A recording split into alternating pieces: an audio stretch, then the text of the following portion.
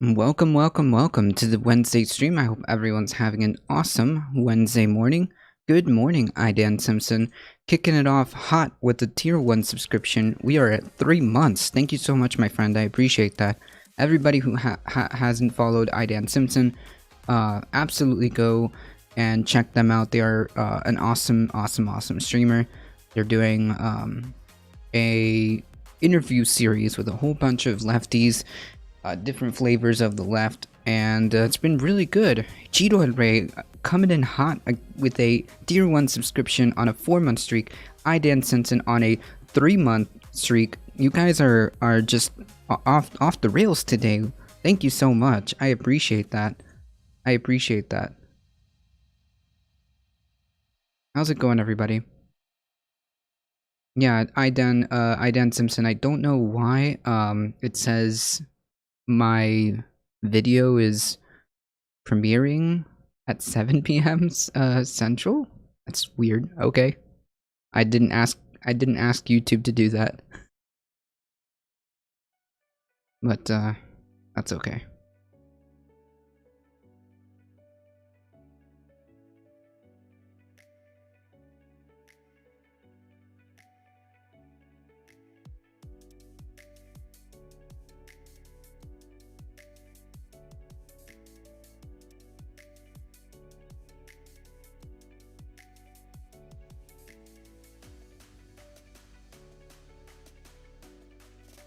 I post all my interviews to YouTube.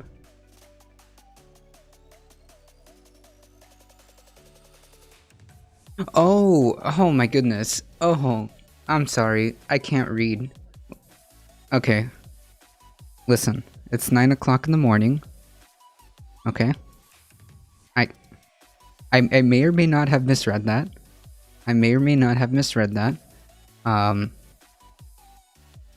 So the last 40 seconds, a minute, the last 40 seconds or a minute just didn't happen. Okay? Capiche? We're good? Last 40 seconds to a minute didn't happen, okay?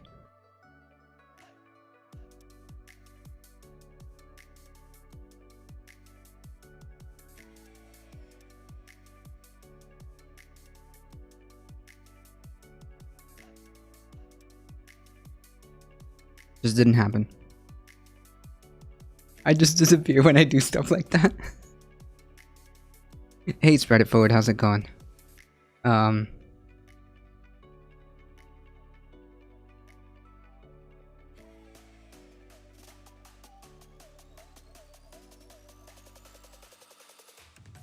Okay, perfect. So, if you want to post a link to your channel, Dan Simpson, I made you VIP as a streamer. So you can post a link to your YouTube channel if you wanna shill it out.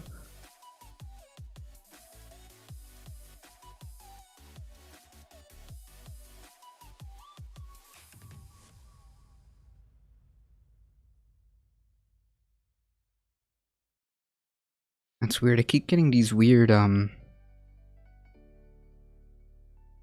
payday text messages. Get your payday loan here. Why? I don't want a payday loan.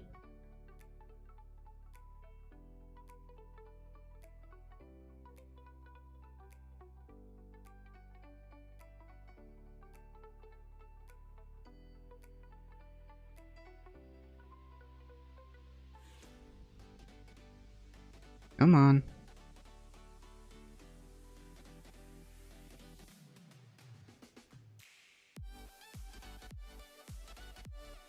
Okay. Perfect. That way I can have chat up here. Yes, please go subscribe to Dan Simpson's channels. If Dan Simpson's channel, if you guys want to see all those awesome interviews that get posted, please check them out.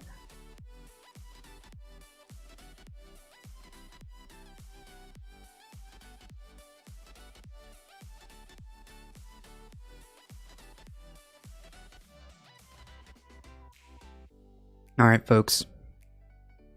We've got a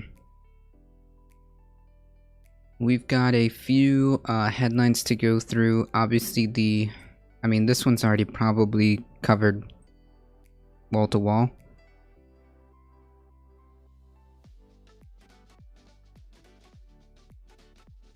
Yeah, of course.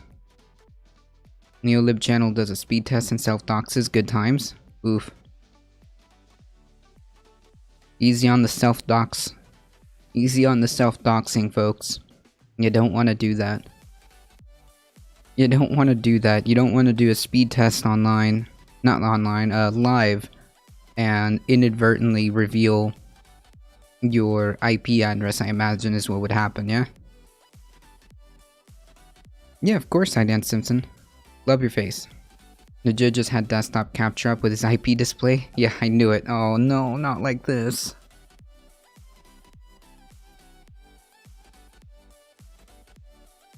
Schoolboy error. Listen, I did one of those. Okay, I've done a schoolboy error. Okay, we saw it live. We saw it happen live too, where for some reason I let my guard down and clicked a link that somebody posted, which is, by the way, why there's no more links in chat. Someone sent a link. I clicked on said link, and it was one of those like IP phishing links that look like a legit website, but then when you click on it, it kind of looks like a legit website, but it's not. Yeah, exactly. Yeah. Yeah, I did one of those, and then my stream got DDoS. So, needless to say, that is the last time. That is the last time I did that, and I'm usually okay with, like, you know, OPSEC, but you know what? I done goofed, and I paid for it.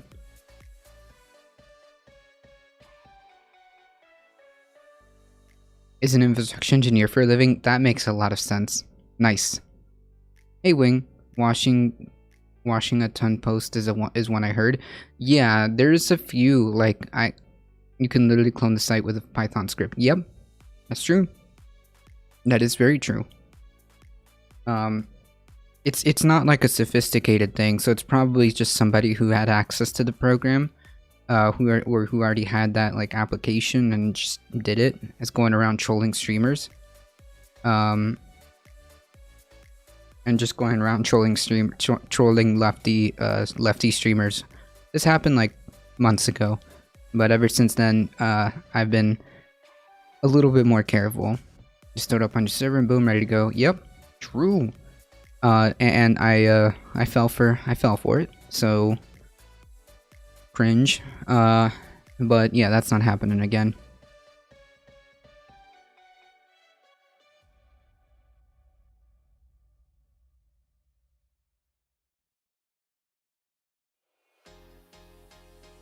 Similar on GitHub, it's just really a matter of finding it true. Post exploitation is a little tougher on Windows 10 nowadays, but it's still flawed for silly reasons, chiefly PowerShell. Huh.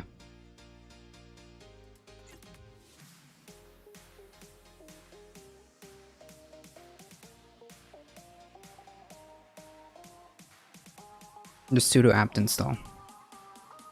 Depackage.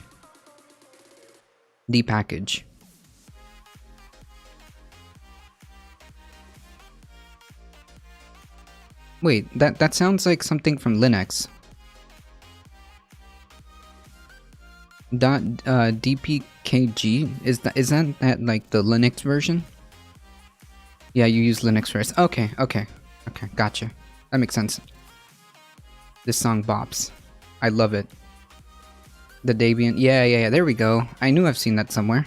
Yep. I used to have Linux. There was a point in time in my life where I was really into how do I say this? Learning about hacking Wi-Fi for security purposes and learning purposes. So I had, I believe the Linux that I had was Kali Linux. I think it was Kali Linux. and yeah, that's my 2 cents on that. So I know I've seen that DPKG and .deb.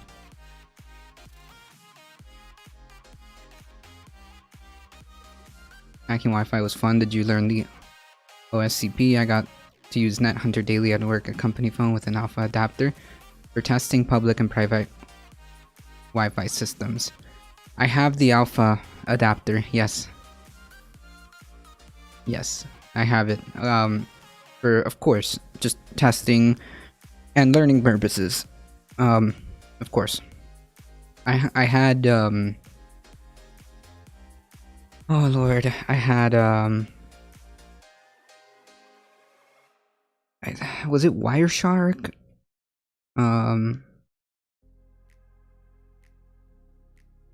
Jesus. Was it Wireshark? I don't remember what the program was. I mean, this was years ago.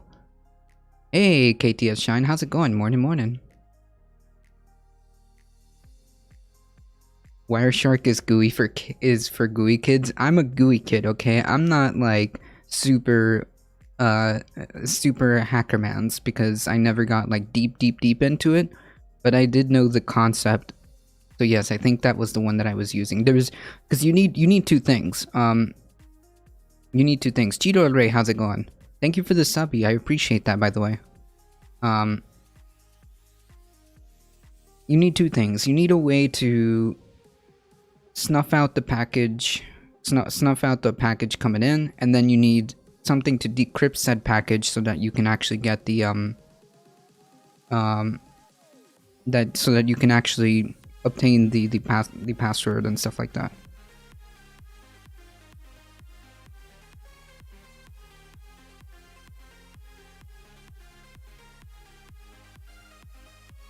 I grew up on LimeWire. True. It's good that you understand packet inspection. It's super important knowledge. Don't discredit yourself. Hey, there we go. Kazaa? Before LimeWire, but you need an ARP spoof first and forward their traffic ahead with IP tables.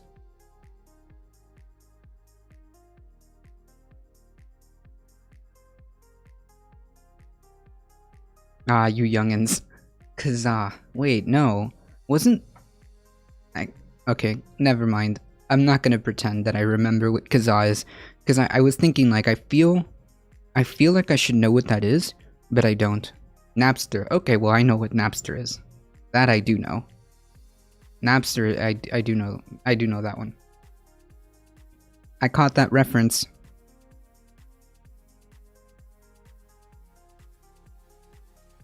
Yeah, FTP. That's right.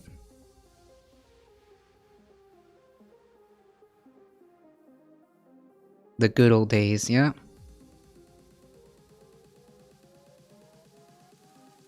Kids only know Napster because it's been in movies. No, don't say that. Because then you're gonna reveal how old I may or may not be. One time I had an AOL feed.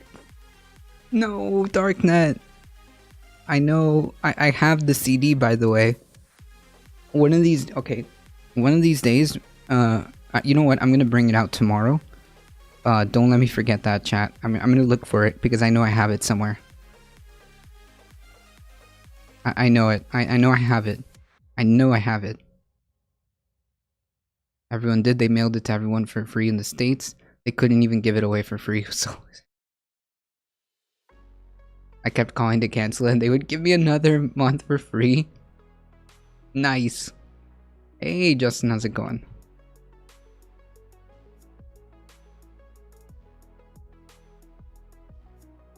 Not seen you in a while. Oh, yeah. I mean, Darknet hangs out here all the time. He also hangs out in different FT streams. Not been... Oh, okay. Not been in Twitch in ages. That's how we used to ask each other out on dates. Ask for someone's AIM or Yahoo Messenger. True! AIM. I remember that. I still remember Coffee Time. True. I remember, my old screen name. My old screen name is still out there. I don't know if I have my login information, but I don't know if I still have my login information, but I do remember my old screen name.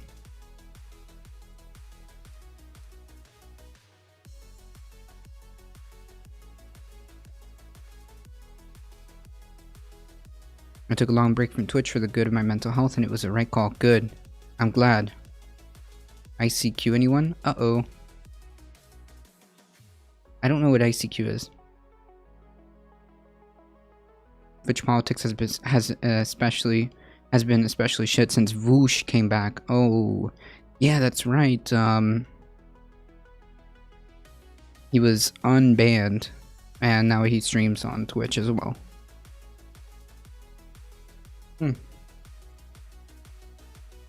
Yeah, I do agree though, Darknet. Twitch politics has been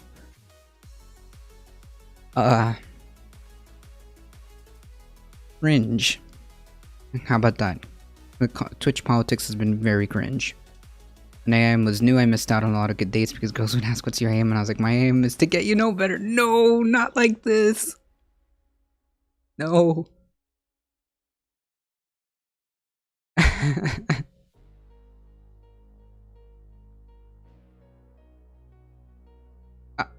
I mean, points. Points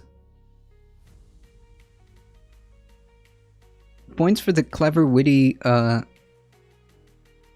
points for the clever, witty response.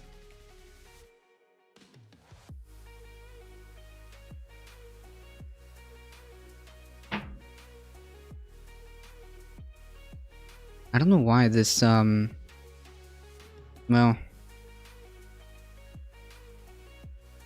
Fine. I thought they wanted an explanation from me. I didn't know what aim was. I wasn't being clever. Oh. Inadvertently clever. Oh, come on. I'm trying to get my,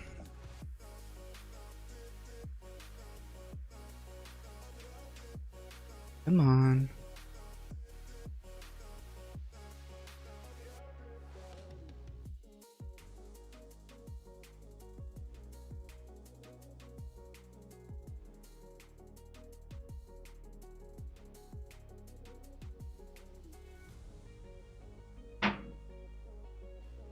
Come on.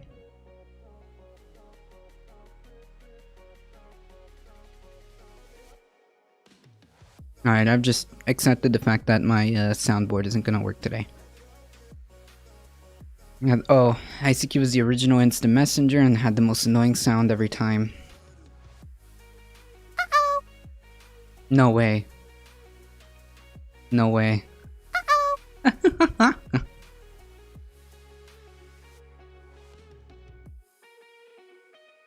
That's so interesting. I don't actually remember ICQ.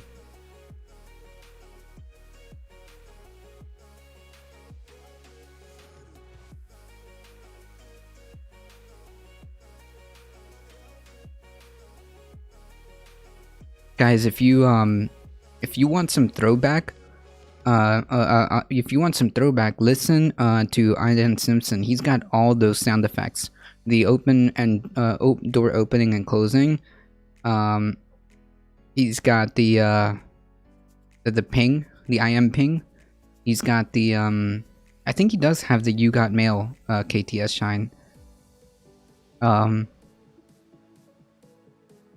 Up until Facebook and Twitter, everyone I knew still used IRC until this day, including as we speak. It's still used IRC as equals king. Oh no. Yeah. Is AIM still a thing? Is like, I thought they shut down, or is that just completely or is that just completely done?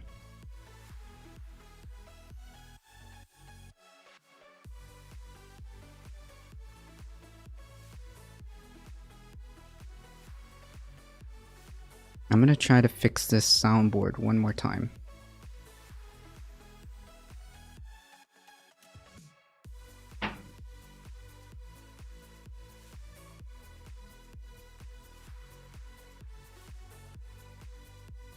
Nah, it's not working. That's fine.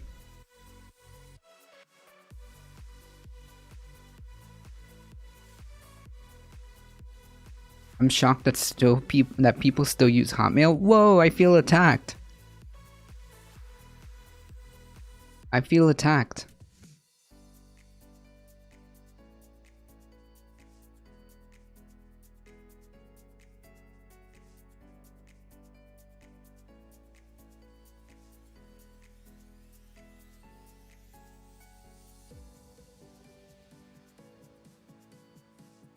Switch to Gmail. I have Gmail.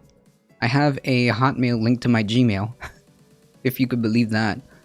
Some people still use AOL. That's true. Some people still use the AOL emails. I know because at my job when we ask for email, there's still people who give me something at AOL.com. So I guess it's still the AOL is still a thing. I was just thinking about the actual instant messenger. Yeah, so my Microsoft account was set up with a Hotmail, and which is somehow like I'm able to access it with Gmail. So it's like kind of intertwined.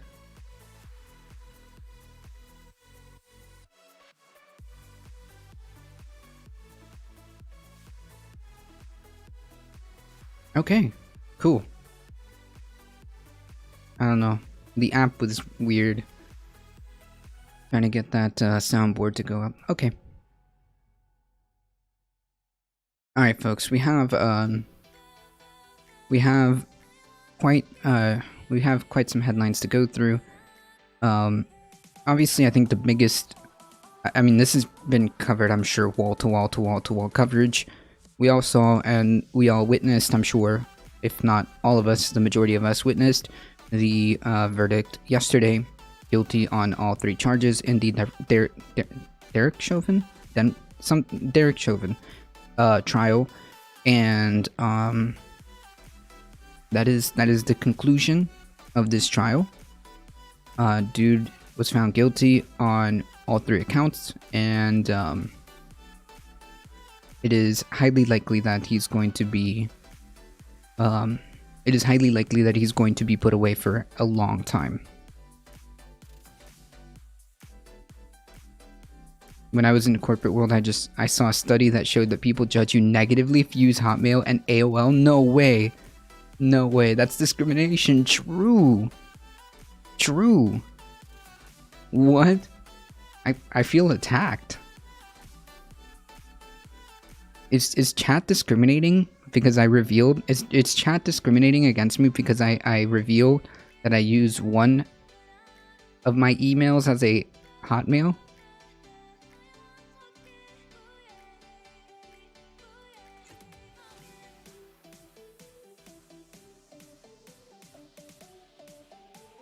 Yeah, study showed people see you as less professional. Oh, okay, well, I'm not trying to... Oh, well, okay, so... Here's what I do. Obviously, I have different email addresses.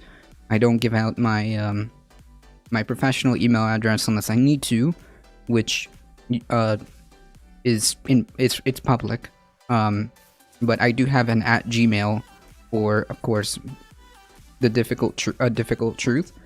And I have a professional email for like work, you know, work and stuff like that. But I do have a Hotmail as a play around email. Hey, Memo, for the record. When you try to watch a YouTuber but cannot take them serious because they link no evidence whatsoever. True. Morning. I wouldn't admit that in public. It's okay. These are things that these are things that are known.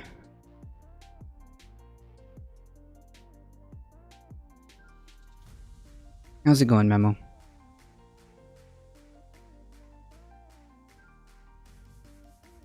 But yeah, I do have a professional side, and I do have a that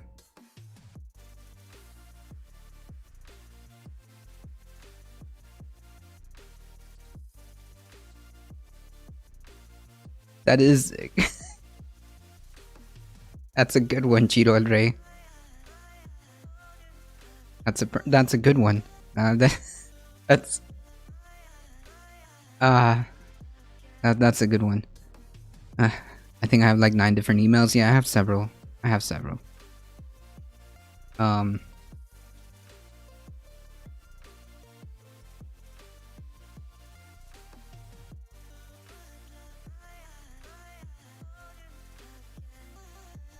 saw this and I thought this was interesting. I don't know what exactly we're gonna see with this. I'm guessing you probably...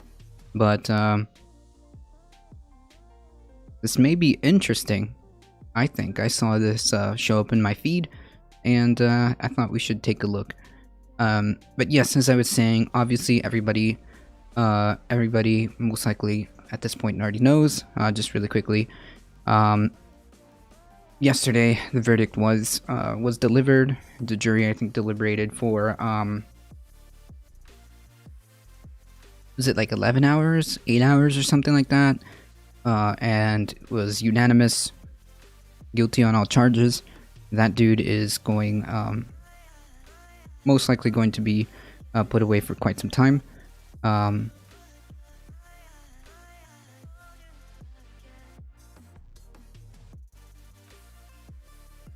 There's this one YouTuber called The Officer Tate. Yeah, I know who that is. I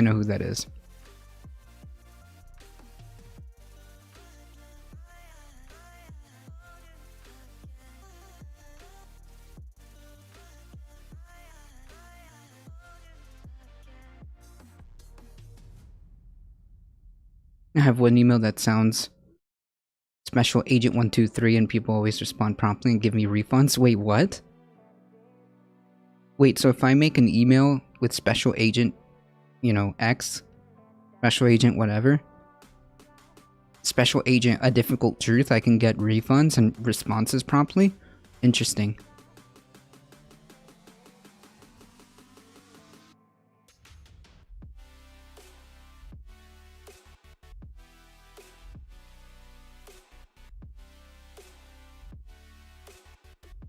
They assume I'm law enforcement? No way! But then you're technically impersonating an officer? No, you're not. You're allowed to make, like, whatever email you want. I think that... Now, it'd be different if you present yourself in the email as an official, but your username can be anything. Yeah, your username can be anything, but, like... The difference would be if, you're actually presenting yourself as an officer. Unless you spoof a .gov. Yeah, that would be even more. That would be even worse. I think that this might be an interesting video. We shall see. I'm guessing you probably don't need me to give you any clues about what this thing is. Admittedly, you don't see too many of them with lurid green blades or any of this nonsense sticking out the back, but, it's a wind turbine, isn't it? And its bigger brothers and sisters are now a fairly regular sight across large parts of many of the countries where you good folks are watching this from. Generally speaking, the grown-up versions all have a very tall mast and 3 blades attached to a central nacelle with a heavy-duty gearing system inside to translate the rotational kinetic energy of the blades into useful electrical energy via a generator. They form part of a subcategory called horizontal axis wind turbines, or HORTs. But they're not the only way you can get electrical energy from wind. There's a whole other subcategory called vertical axis wind turbines, or VORTs.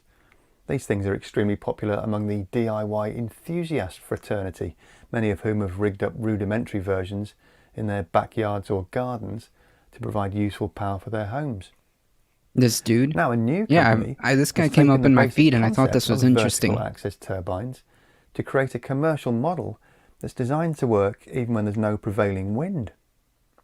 So how do they do that?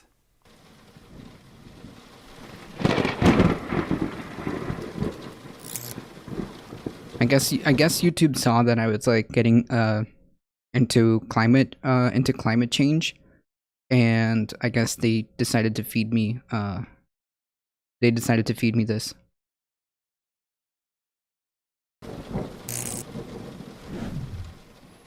Hello, and welcome to Just Have a Think. The science of wind turbine dynamics and efficiencies is pretty much an entire field of technical expertise in its own right. There have been all sorts of different approaches and designs over the years, all aimed at achieving the optimal overall performance.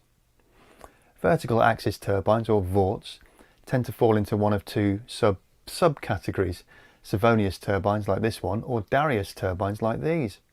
And you'll find dozens of very entertaining DIYers on YouTube who've chopped up oil drums and various other articles to produce their own homemade energy generators.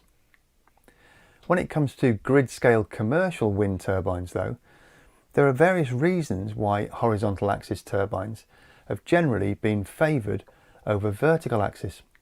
At those sorts of enormous dimensions, early development prototypes of VORT systems proved less efficient. And in the days before we had newfangled composite materials, VORTs also proved less reliable as well, with turbine blades tending to shear off with the constant changing directional forces from the wind. In-depth comparisons between Horts and VORTs 1.5 was made for this guy. This video, okay, let's try 1.25. More deeply into it, then I can highly recommend jumping over to my YouTube buddy Rosie Barnes channel, where you can find 2 excellent videos explaining the pros and cons of each turbine type. Nice. And you can go straight to the first of those videos by clicking up there somewhere. VORTs do have some advantages though. They're obviously much more compact than Horts, and they can take energy from the wind regardless of which direction it's coming from. Horts have to have an extra mechanical setup inside the tower called a yaw system, which turns the turbine into the prevailing wind so that the blades can keep rotating. So vertical axis turbines have the potential to provide very useful energy in more urban settings where space is at a premium. Designing a vertical axis wind turbine that doesn't necessarily require the wind to be blowing though might seem like a bit of a crazy endeavour, especially for a commercial enterprise. But that's exactly what a British startup called Alpha 311 are planning to do by installing their turbines maybe you're right. 1.5 sounds okay. Lampposts, road bridges and roadside buildings, effectively harvesting the wasted airflow produced by vehicles driving past. What? The company was founded in 2018 by business partners Barry Thompson and John Sanderson. Having researched existing studies of the potential for roadside turbines, they realised that the focus was usually either on placing turbines right at the top of lampposts, where they wouldn't get any benefit at all from oncoming traffic, or building entirely new infrastructure in addition to the hardware that was already there, which of course always proved to be cost prohibitive. So the initial concept that Alpha 311 pursued was to retrofit existing infrastructure with low-level turbines that would get the benefit of traffic airflow, and they thought that would probably provide it's just right. The lamps at the top of the post that the turbines. I'm out of coffee. But when their working prototype was formally assessed by the Institute of Thermofluids here in the UK, even factoring out any prevailing wind conditions and assuming no traffic at all between 10 PM and 7 AM, the results still showed far more electricity generation potential than originally anticipated. The A311 turbine blades start to turn in an airflow speed as low as 1.2 metres per second. Typical average motorway traffic speeds of 60 miles an hour produce a residual airflow of 5.4 metres per second, which is about 12 miles an hour. At that speed, each turbine has a generating capacity of just over 2.5 kilowatts, with a 30% efficiency, or power coefficient to be more precise. The performance calculations were based on a 5.4 mile section of the M2 motorway in the southeast of England. Using Department of Transport data for hourly rates of traffic flow, the analysis showed that a single turbine would produce an average daily energy generation of just under 6 kilowatt hours. And that particular stretch of road can accommodate 410 turbines. So the total annual electricity generation along that section worked out at just over 860 megawatt hours, which is definitely worth having. The turbines are made from durable recycled composite materials and have a hollow internal sleeve designed to be very easily retrofitted around existing posts. Each unit will be up to 2 metres in height, and they'll be extremely light, weighing between 3.5 and 8 kilograms depending on the model. That doesn't just improve efficiency, it also makes them extremely easy to install. The blades themselves will be partly shrouded to ensure the optimum energy harvesting from airflows in both directions and to avoid any cancelling out interference. Unlike horizontal axis turbines, Alpha 311's turbine doesn't need a bulky yaw system because it can use airflow from any direction, and it has no heavy gearing system either. Just a neat little static magnetic stator housed in the base of the unit with a stainless steel rotor inside it, which is attached directly to the base of the turbine. As the rotor turns within the stator, it generates an electrical current that gets sent to a charge controller via the cabling that already exists to supply. When I was in high school, I dedicated my career plans to renewable energy. It's so cool. That's awesome. With far smaller transmission losses than other remotely located power sources. The space it allocated is to the cool. magnetic stator also houses a center array for data collection from sensors that can be mounted onto the lamppost, which means Alpha's system can also monitor air quality, weather conditions, and traffic statistics, all of which can be sent out via an Internet of Things, or IoT, gateway to monitoring stations in real time via a 4G or 5G wireless connection. Now, you super smart, technically minded types out there might be thinking all that apparently free energy is coming from vehicles that all require energy to make them move in the first place. And in the vast majority of cases, at least today anyway, that energy will have come from fossil fuels in the form of diesel or petroleum. But those vehicles are all punching a hole in the air and causing airflow around them, regardless of whether there's a turbine or a building or anything else at the side of the road. And that airflow is essentially just wasted energy. So scooping it up into turbine blades that can drive a generator to produce electricity is a smart use of already existing resources. So what about the cold hard numbers that I know you folks like to see? Well, Alpha 311 provide a price comparison between a 3 megawatt solar farm requiring 15.65 acres and a 3 megawatt installation of 125 of their turbines along a 4.5 kilometre stretch of road. The solar farm would comprise 12,000 panels. A typical 25-year power purchase agreement, or PPA, with an agreed cost of between 4.7 and 6.3 pence per kilowatt hour, would equate to a total cost of between 38.2 and 51.3 million pounds.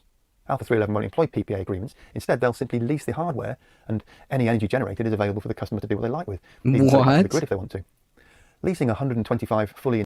I mean, that's so interesting. And not only that, like, if we start encouraging the use or incentivize more electric vehicles, then that will lessen the fossil fuel emissions even more, right? If we encourage the use of electric vehicles and stuff like that, then we just take one chunk out as well. Installed turbines would cost £29,000 per month, which over the same 25-year period equates to £8.7 million, or £1.74 million for a 5-year lease period. So on that basis, the numbers do seem to stack up quite favourably. Production is currently in full flow for 10 turbines that will be sited on the round towers surrounding the O2 Centre in East London. And that's not a lot, folks. That's not a lot to begin deploying systems like this everywhere we can. That's not a lot of money necessarily. Plus, it's a good pitch for infrastructure. For infrastructure for putting that in the infrastructure plans and things like that. I mean, definitely a possibility. After that, and it's not that expensive. 54 turbines to a New York development called Green Asphalt. The medium-term goal is to get these turbines installed on motorways and trunk roads all over the United Kingdom and the wider world. But Alpha 311 have longer-term aspirations beyond that too. Although the quoted performance figures are based on traffic airflow, the turbines obviously do work just as well in prevailing wind conditions. And one obvious secondary application for compact, lightweight turbines like these is on telecommunications masts. There are hundreds of thousands of those things across the globe, enabling our mobile phones to work wherever we are. A typical 5G mast uses about 7 kilowatt hours of energy every day. One of these turbines installed on each of those masts will provide very nearly all the power they need, removing a significant load from our national grids. As long as the relevant regulations are adhered to, there's no reason why smaller versions of these turbines couldn't be installed on domestic homes, possibly even in conjunction with solar power and battery storage to provide a much wider time window of power generation for the householder. And that sort of system would pull a lot of people, even here in the UK, out of fuel poverty. And in developing nations, it'd be yet another option for people in remote off-grid areas to consider, alongside solar and micro hydropower that we looked at in a recent video. Nice. It is very early days, with the first production run only just going through now, and I know that one of the criticisms these startup companies get is that they're unproven and might not achieve the numbers they're predicting. And I get that, it's a perfectly reasonable challenge. But companies like Alpha 311 and so many others all over the world are all working towards the same basic end goal, which is to develop working alternatives to the existing dominance of fossil fuels on our electrical grids. Yeah, I hope. Alpha 311's installations will never replace... it's definitely some steps in terms of like technology. It's definitely good. It's definitely good, and I hope that this is evidence that we do have the capability. It's a matter of whether we want to have the political will to expand on this, right? I just got an email that I moved on to the next round of interviews for my job placement. For my job placement as a cybersecurity analyst at Lockheed Martin. I didn't want this job. What do? I can't really tell you what to do. Although Spread It Forward does bring some info. It does bring a good point. But I can't tell you exactly what to do. I mean, I do like the pay. Well, I mean, I can't really tell you what to do. If it's not something that you feel comfortable doing, because you have like ethical issues, that's completely understandable. I mean, it seems like you have the credentials to be considered for a job in this manner. You can maybe if you really feel strongly, and maybe you can apply elsewhere, right? You clearly have the credentials, so if you feel like there's some ethical issues there, and I don't doubt you. I mean, I don't blame you. You clearly have the credentials to look elsewhere. While you know, so you also, you know, I mean, wind power has nearly quadrupled in capacity in the last decade. I expect similar growth for the next decade. I hope so. There you go, KTS Shine. There you go.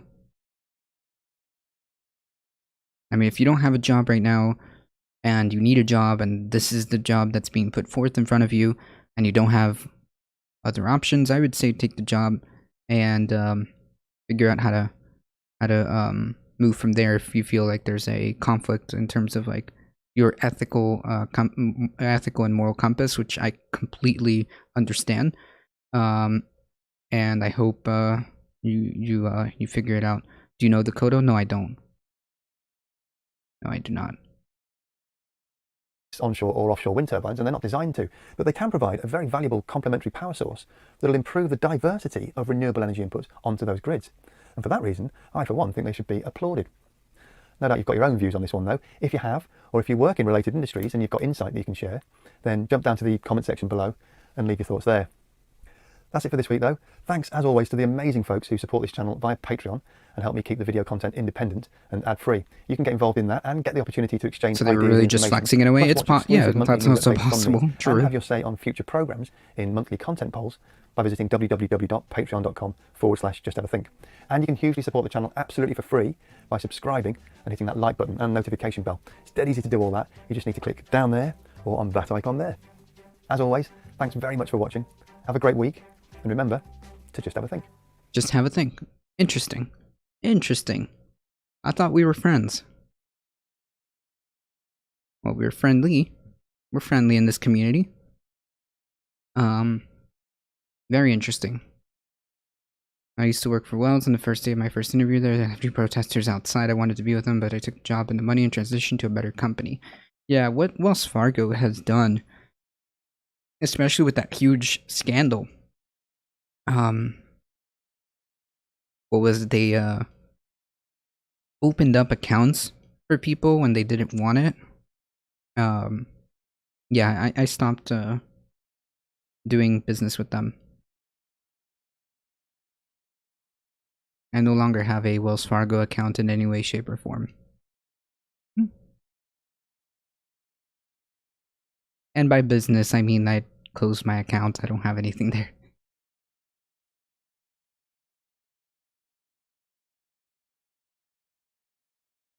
Speaking of technology,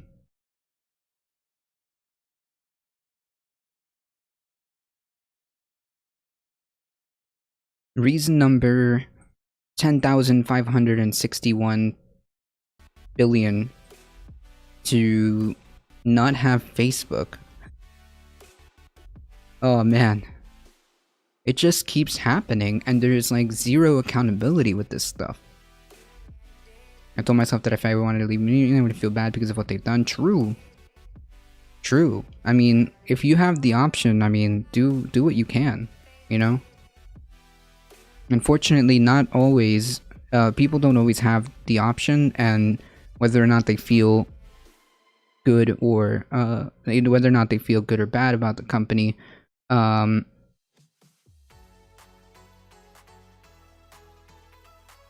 they may not have other options, you know? It's not like jobs just randomly appear, and sometimes you have to take a job.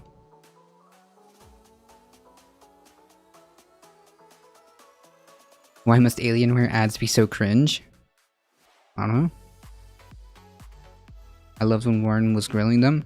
True. If there's like anything like to be said about Elizabeth Warren is that she was always like, well, at least from what I've seen in the past, always good about that. I feel like that's what I have to do. I don't like it though, and I'm not sure I can. I mean, like I said, if you don't have another option, it's not like opportunities are just abound. I mean, maybe someone with your credentials may create more opportunities. And if possible, you may have other options, but who knows? I mean, I'm not going to tell you what to do. I can't tell you what to do.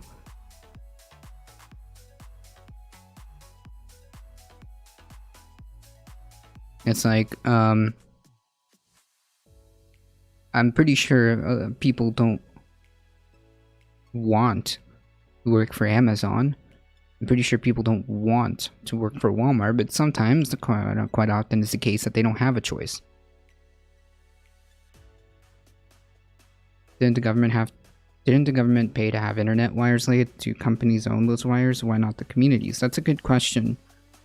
No, yes, the government did pay to have the infrastructure laid out. True.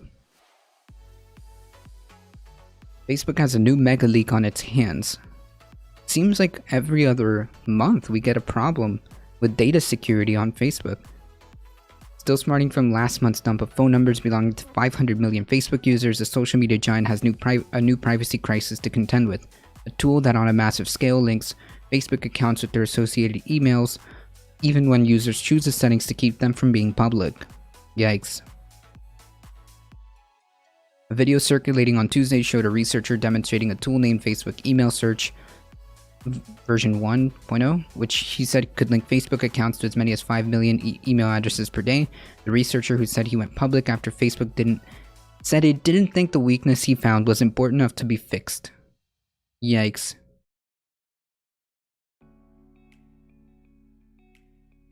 The Fed fed the tool a list of 65,000 email addresses and watched what happened next. As you can see from the output log here, I'm getting a significant amount of results from them. The researcher said as the video showed the tool crunching the address list. I've spent maybe $10 to buy 200 odd Facebook accounts, and within 3 minutes, I have managed to do this for 6,000 accounts. Wait, you can buy accounts? You can buy Facebook accounts? What is this? Like, do you mean that you can buy information like this? Yikes. True.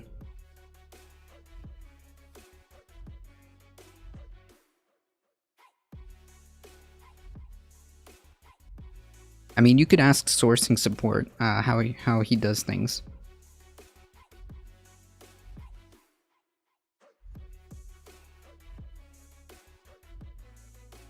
I feel like maybe you shouldn't be able to buy Facebook accounts. What is this?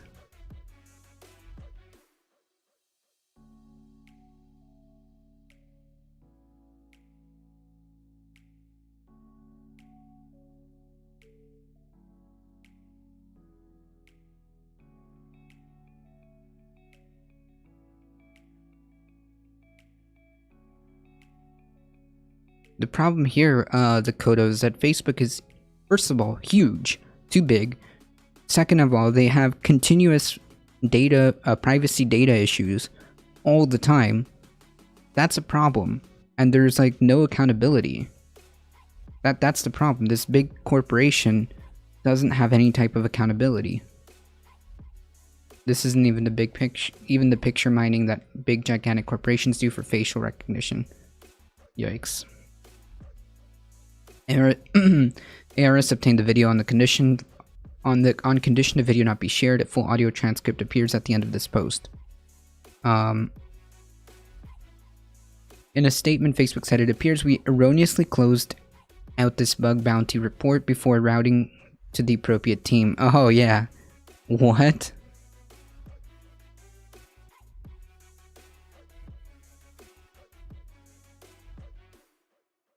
Okay, I see. Wait, so you guys are now walking this back and say, like, my B? My B? Millions of people's information? It's just like, oh, sorry. My B. We appreciate the researcher sharing. Yeah. Oh, and by the way, this came after this was leaked.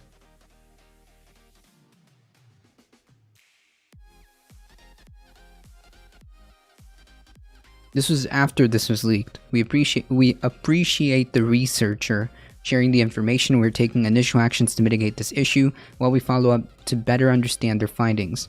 A Facebook representative didn't respond to a question asking if the company told the researcher if it didn't consider the vulnerability important enough to warrant a fix. The representative said Facebook engineers believe they have mitigated the leak by disabling the technique shown in the video. The researcher, whom ours agreed not to identify, said that Facebook email search exploited a front-end vulnerability that he reported to Facebook recently, but that they do not consider to be important enough to be patched. They, meaning Facebook, did not consider important enough to be patched. Earlier this year, Facebook had a similar vulnerability that was ultimately fixed. Jesus Christ. This is essentially the exact same vulnerability, and for some reason, despite me demonstrating this to Facebook and making them aware of it, they have told me directly that they will not be taking action against it. Yikes. Facebook has been under fire not just for providing means for these massive collections of data, but also the way it actively tries to promote the idea that they pose minimal harm to Facebook users. If you have constant leaks of personal information, that's kind of bad, dude. That's not okay. There has to be accountability here. And to be quite honest, I feel like this company is way too big way too big. There needs to be some type of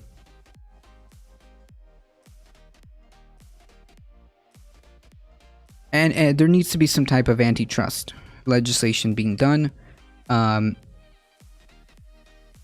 Clearly, there is zero accountability here about the constant data privacy concerns, user data privacy concerns.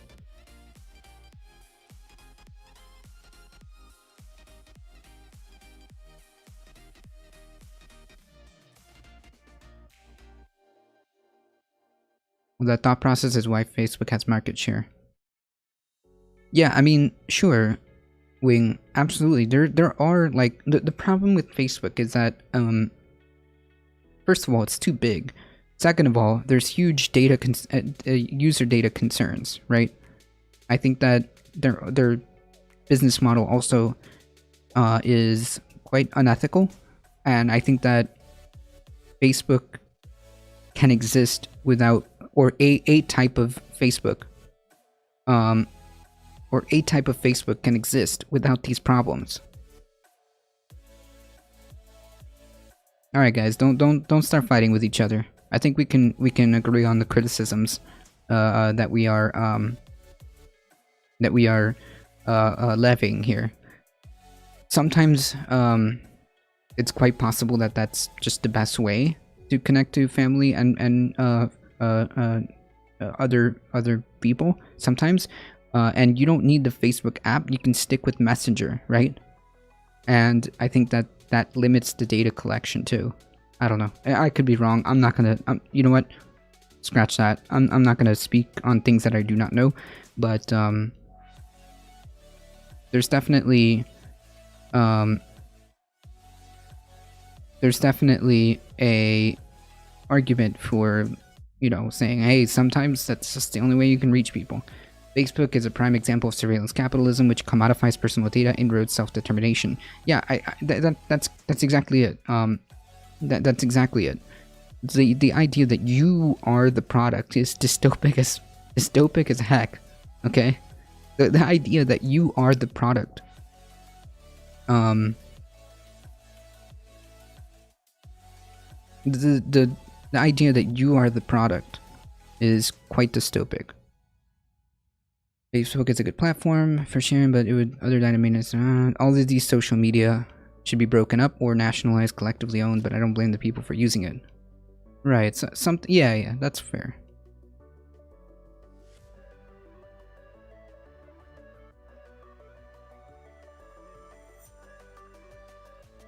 I would use MySpace or Discord if I could.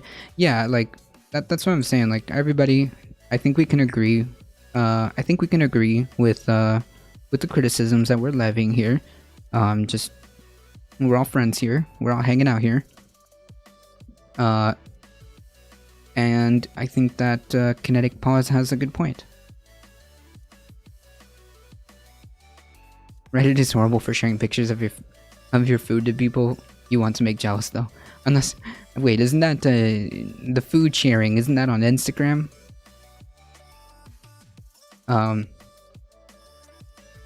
Facebook has been under fire, not just providing for the means of these massive collections of data, but also the way it actively tries to promote the idea that they pose minimal harm to Facebook users.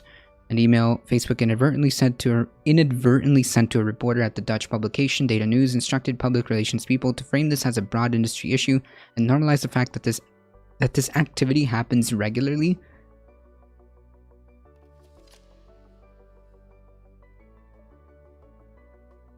What? Facebook has also made a distinction between scrapping and hacks or breaches. It's not clear if anyone actively exploited this bug to build a massive database, but it certainly wouldn't be surprising. I believe this is quite dangerous vulnerability, and I would like to help in getting this stopped. Yeah, this is a massive problem.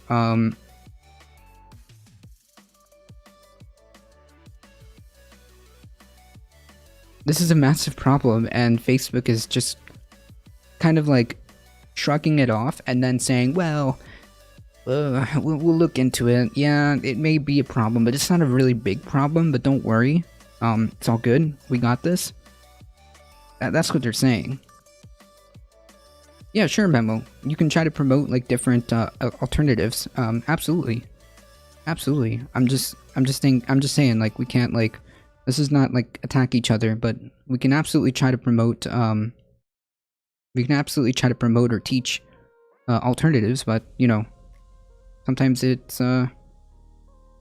is what it is.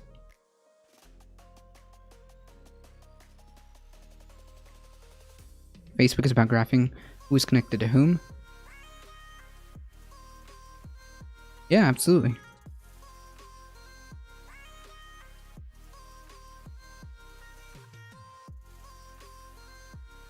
Simply by being in that system and connecting to others gives the NSA Intel community all they need. I bet that they do. Yeah, that's a valid concern. 100%.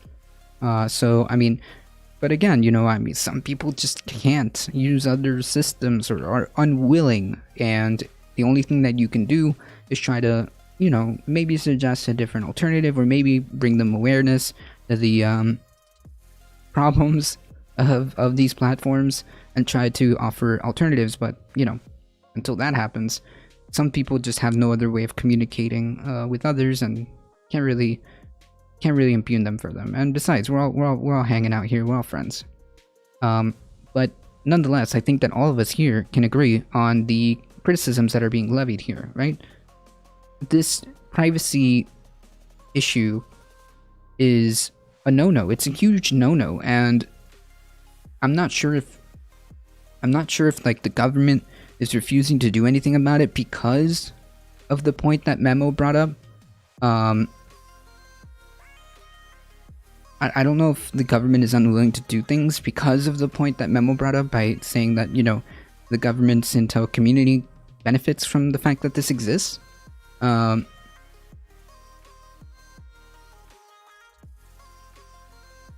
Maybe that's why they haven't really taken any action. I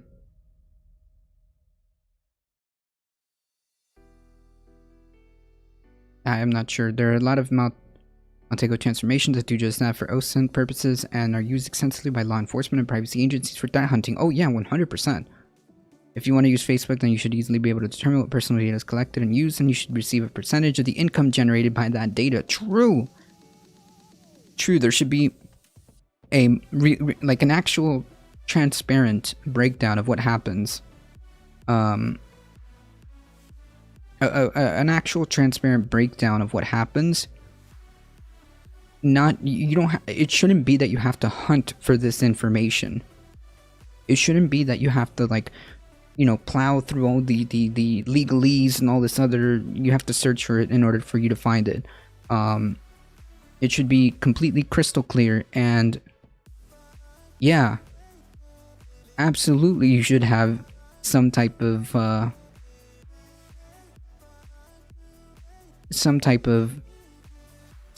not stipend, dividend, a percentage, right? Kinetic Malls, a percentage of that, because hey, you're generating income, you should get a piece of it. If you're using a free service, you are the product. Facebook isn't free, you're paying with your info. Yeah, in a way, that's correct. And it's kind of dystopic. As I said before, it's really weird to have a business model where people are the product in terms of like information. You sell information. How weird is that? You literally sell people's information for ads or targeted ads or whatever it is you sell the information for. I don't know, because Facebook isn't really that clear. But the fact is they sell your data for money, for profit, for ads. And it's really, really, really weird. It's really weird that that's like business model. And then you wonder why hackers and you wonder why these platforms get attacked all the time. Because there's so much information there. Whenever my tape or foil falls off my laptop camera, I'm like, the NSA got me again. Breaking news.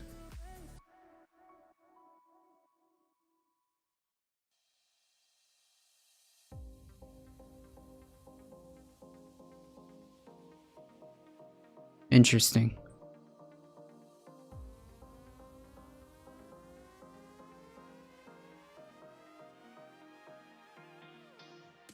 Breaking news, AG Garland has announced DOJ has opened an investigation into whether Minneapolis Police Department has a pattern of practice of unconstitutional or unlawful policing, including use of excessive force. I mean, correct me if I'm wrong, but isn't the Minneapolis Police Department like notorious for this?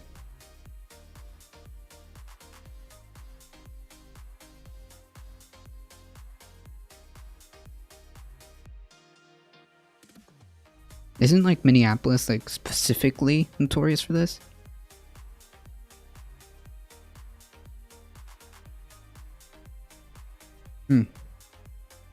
Either way, I'm all for like making sure that I'm all for making sure that there is police accountability.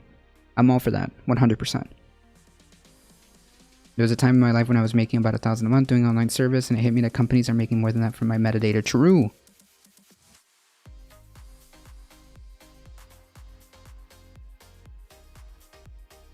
That's right, Wing. Sometimes that's, yeah. And again, there's the issue with Facebook is the fact that it's allowed to collect and sell and distribute your data without much transparency or, you know, I mean, to be quite honest, I don't even know how they or what they do with that data, other than like it's understood that you're being sold or highly targeted ads. Yeah, check that out, folks. There's a honestly, just disable your camera and BIOS and plug in a USB one when you mean to be using one. Pro tip: can't have an issue with webcams if your laptop doesn't have one.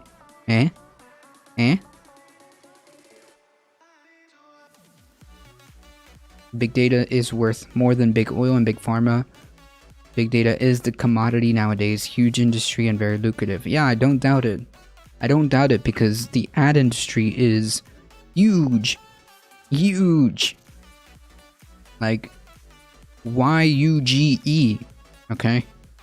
And it is incredibly lucrative, profitable to be able to sell information to create the most highly targeted ad to get the most amount of sales, the most amount of profit, whatever. So I don't doubt it, Zenshine. I do not doubt it. I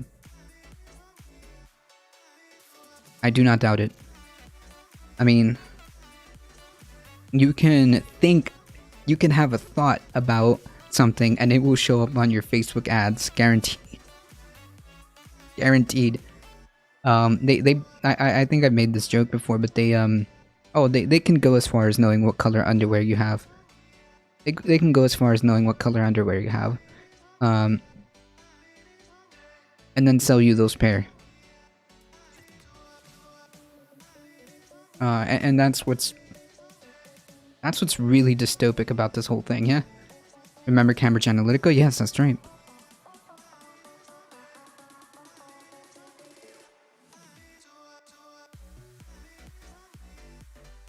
The power to predict what a person will buy is the same power to manipulate people to buy. True.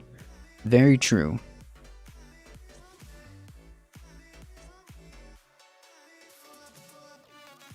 Data loss incidents cost an average of 3.8 million worldwide. This includes everything from your zero-day events to minor breaches. It is insane. Yikes. I mean, still nothing in comparison to the revenue that Facebook,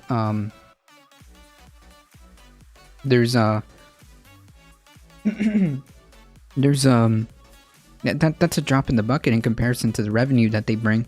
So I think that maybe they consider this an acceptable cost of business, and that's why they don't care. I mean, it could be a number of different things. It could be just the fact that, well, whatever, to fix it, it probably won't cost that much, so if it happens, we'll take the L. And I think it's also a combination of, like, there are government agencies that benefit from this information, so they don't really do anything about it, right? They don't really do anything about it. I mean, who knows? It's possible.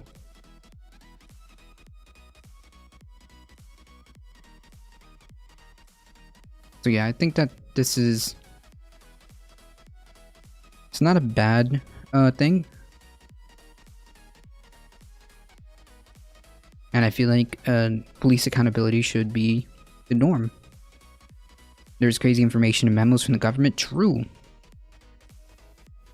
But yeah, TLDR, Facebook is yet again having issues with data security. Facebook again is having issues with data security.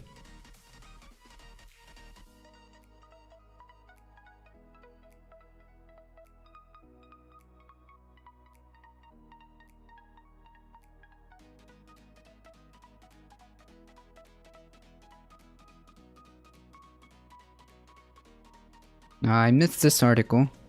I missed this news, but we'll go over it. The global death toll for COVID has been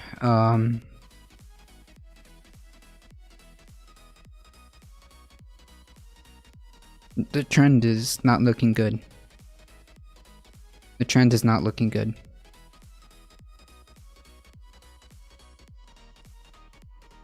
Unbelievable. The global death toll is also resuming momentum. Fatalities have increased for the past month and were about 82,000 a week. Ended in April 18th, an average of almost 12,000 a day. And that's just up from 60,000 in the week ended in March 14th, or about 8,000 a day. That's an incredible spike. No doubt driven by newer strains. And no doubt, I think that's what's happening here. But if we can just zoom in.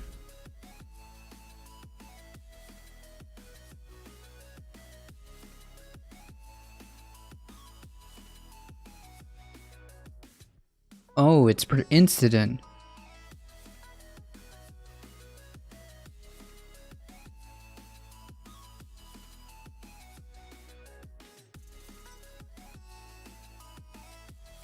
Oh, it's... Yikes. Okay, now that makes more sense. Jesus.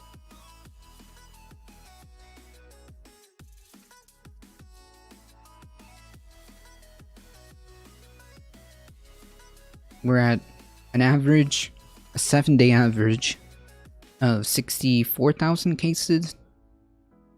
Yesterday's numbers are at 58,955 cases. It doesn't seem... The issue with this graph is it's plateauing. It's not going down. Okay? It's plateauing. It's maintaining a very stable...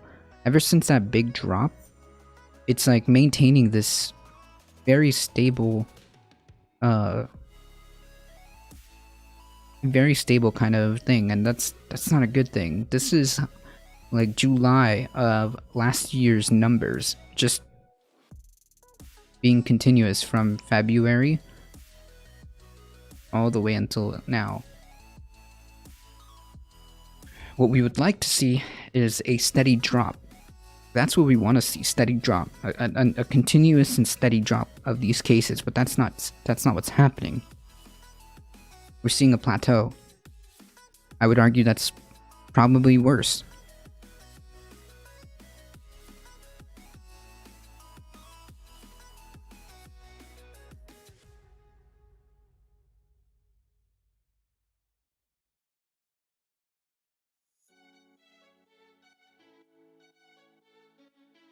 Just curious.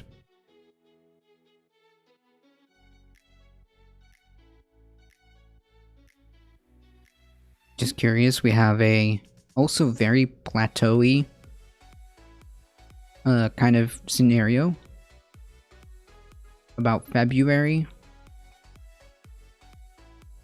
to now. It's kind of been pretty plateau-y. There's like a tiny uptick, but that's not good news.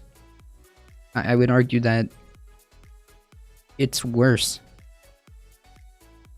This is worse than seeing, like, I don't know. Like, we don't want to see things plateau. We want to see things go down. As we get more vaccinations, we want to see the numbers continue to go down. It's a race to get people vaccinated, vaxxed before variants take hold, it seems. Yes. The idea, the best case scenario is to try to get as many people vaccinated as quickly as possible.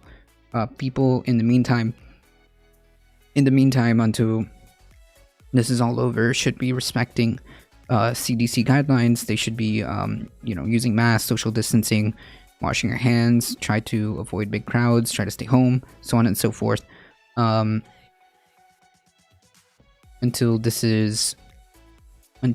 we get as many people vaccinated as possible. It's really important that people respect CDC guidelines, the most recent CDC guidelines, and use common sense, because if we don't stamp this out, what will happen is it will become endemic, and it will become like a yearly thing, like the flu. In terms of, we will need booster shots, or we will each year have a bout with COVID. I mean, we really don't want this. So, if you're interested in stopping this, we must all do our part, okay? That means try to get vaccinated as soon as possible. Use your masks. Social distancing.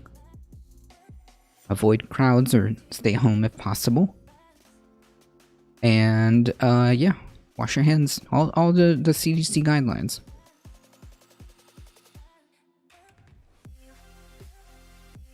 Otherwise, this is not gonna go down, right?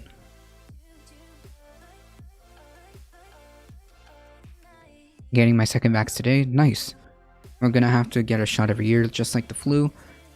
No way around that. We have to live with COVID every year. Oh man, I hope it doesn't come to that. It is a possibility. It is a possibility, but I hope it doesn't come to that.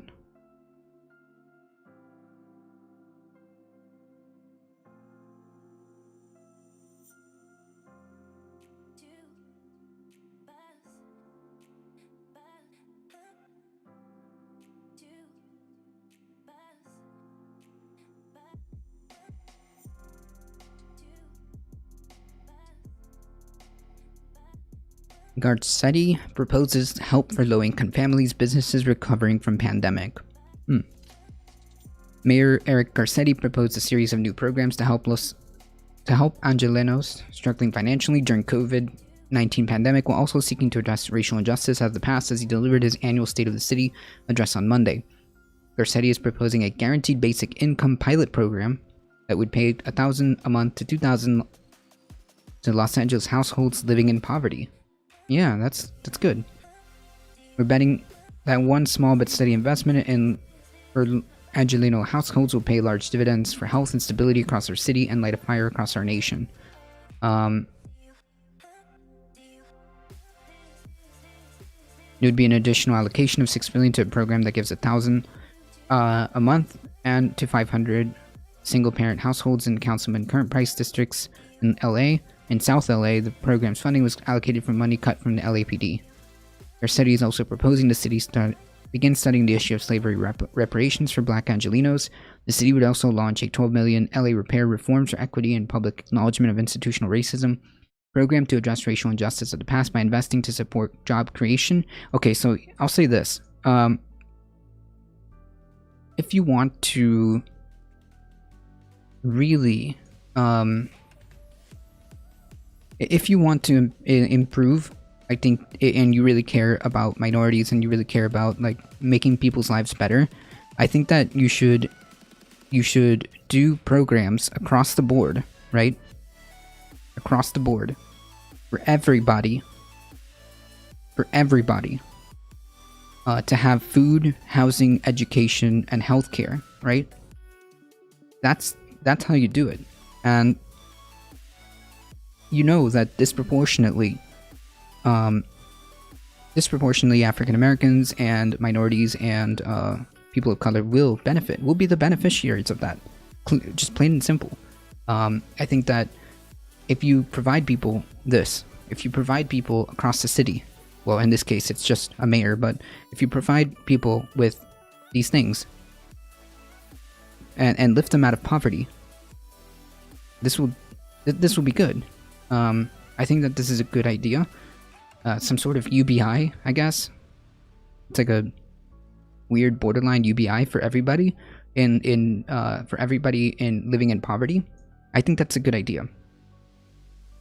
I think that if you're interested in solving homelessness or interested in solving this, I think that you should focus on giving the poor and everybody across the board access to, or make sure that they have food, housing, education, and healthcare, whether it be by some type of UBI, whether it be by providing housing for government housing,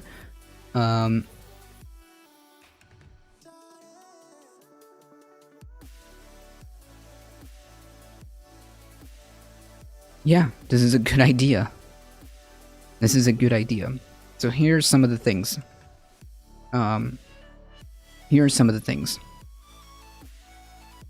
Offering comeback checks of $5,000 to $50,000, I think is what they meant, for businesses to help them pay off debts, buy equipment, and other steps to recover. Yes, this is a good idea, especially for small businesses. Making outdoor dining permanent in many neighborhoods. What? Okay. Cutting red tape for restaurants, including speeding up the process to obtain alcohol permits, cutting fees and suspending some valet and offsite parking requirements. Okay. Paying DACA fees for 505 Dreamers in LA community colleges. Okay. Installing Wi-Fi access points in 300 undeserved neighborhoods. Okay. Declaring a moratorium on new oil and gas drilling. Okay. Banning citywide styrofoam and single-use foodware. Okay. Establishing a memorial to an 1871 hate crime incident that resulted in the massacre of 19 Chinese Angelenos. Okay. Putting up memorials to COVID victims. Okay. Spending $950 million to address homelessness. Okay. I mean, yeah.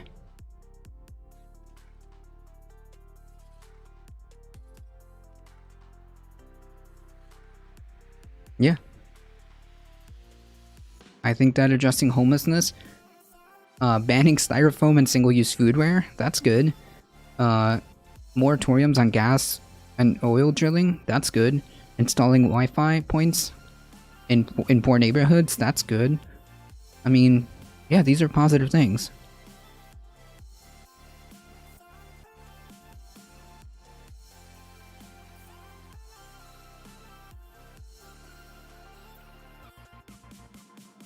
Yeah, they're gonna propose a study on it, KTS Shine.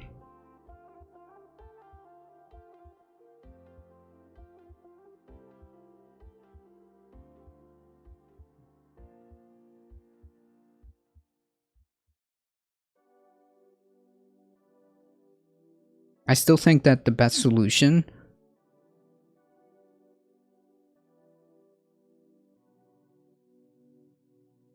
I stopped in here hoping that I could remind chat that YouTube is cool on screen, but never mind, I'm sliding over to Twitch. I see you. But you are welcome. You are welcome to hang out on either one.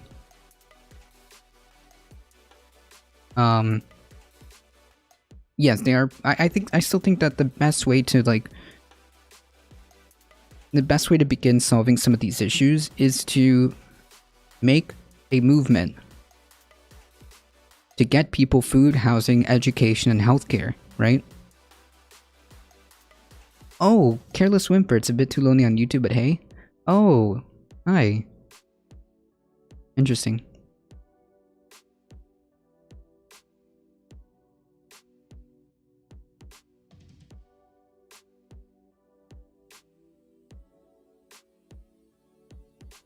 No, I didn't see that Biden speech. I think that, again, the best way to start solving some of these issues is to make sure that people get food, housing, education, and healthcare, because I know who will disproportionately benefit from that. And I think that it would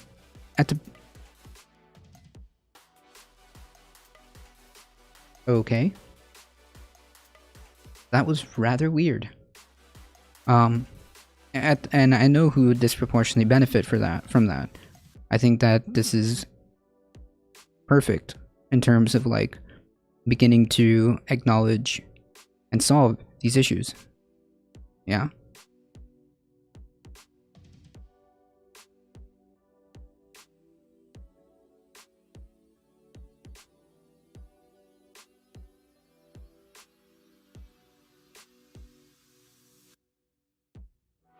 He said the key to ending homelessness is renting, buying, and building homes, and he called on the state to invest $16 billion over 4 years in California cities, housing, and services. He also called for the federal government to declare right to housing policy and fully fund Section 8 vouchers to help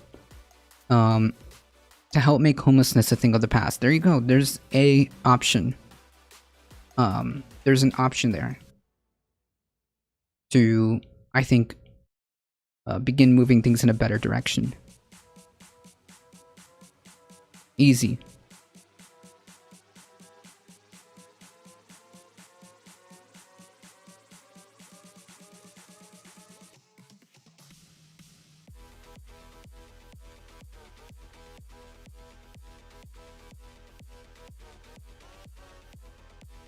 Let's make homelessness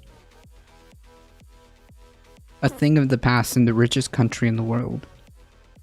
Or at least do everything that we can to eradicate homelessness.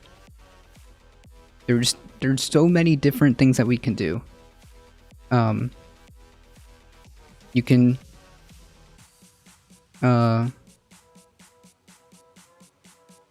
can make programs where, and I've mentioned this before, you can the government can rent, buy, and build homes. You can get you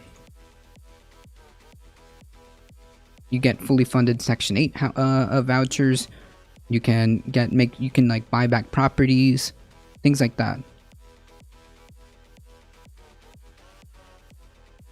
This is a start, but to me it's a band-aid of a systemic problem making a disparity. The wealth gap is a big problem, but until that gets addressed, I think it's all a quick fix, not lasting.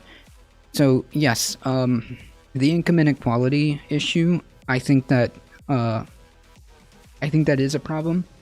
I think that if you start, which is why I'm so like adamant about across the board making sure that people have food, housing, education, and healthcare, because that will effectively begin to flatten that, you know, because right now we have something like this, right, very sharp like this.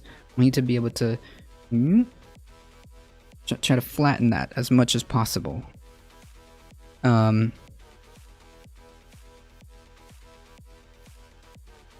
I think that the best way to move it in that direction is to make sure that people have this. And of course, you can also address income inequality by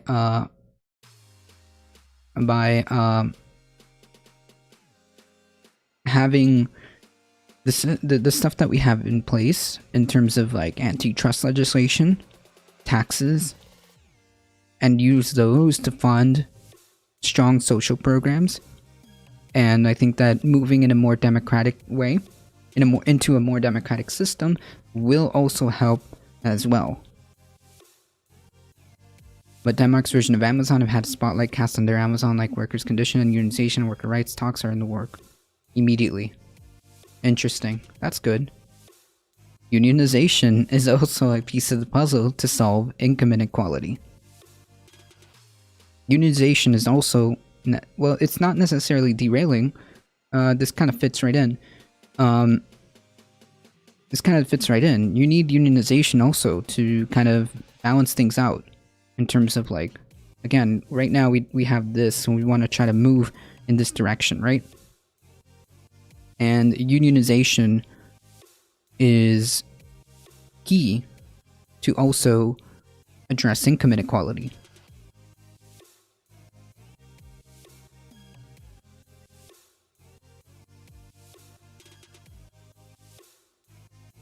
The glorious SOCDEM countries aren't perfect currently, and America should shoot much higher than us, but the ability to move on it and unionize is so much bigger here, and it is so pivotal. Yeah, it is.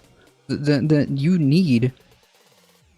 mean, in order to kind of balance things out, you need unionization. It's just, you get better outcomes when, or you get fairer shakes when you have a more unionized workforce. I mean, we see it. The problem here is that we don't have a unionized workforce. We have at best what, 10%, 11% unionization. I think like the last time I checked was like 10. We don't have a unionized workforce. Just it's not the norm. It's the exception. And whenever there is an attempt to unionize, it gets brutally crushed. Even though there are laws in place, companies have lobbied and made it so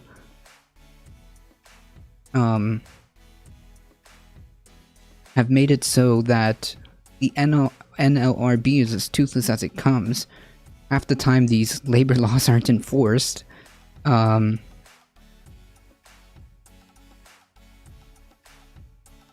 There's just like very what little protections there are for labor are hardly ever deployed.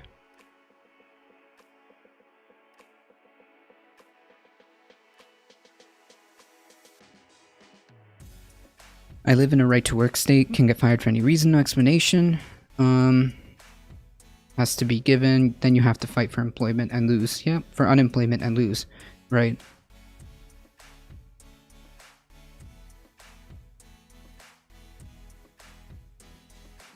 And for the record, it's not easy. Transition moving from Trump as president just 3 months ago to a country better than the SOCDEM nations of Scandinavia. Yeah, no, it's not an easy task. But we have to do what we can in the time that we can, within whatever levers we can still press to bring about real effective change, right?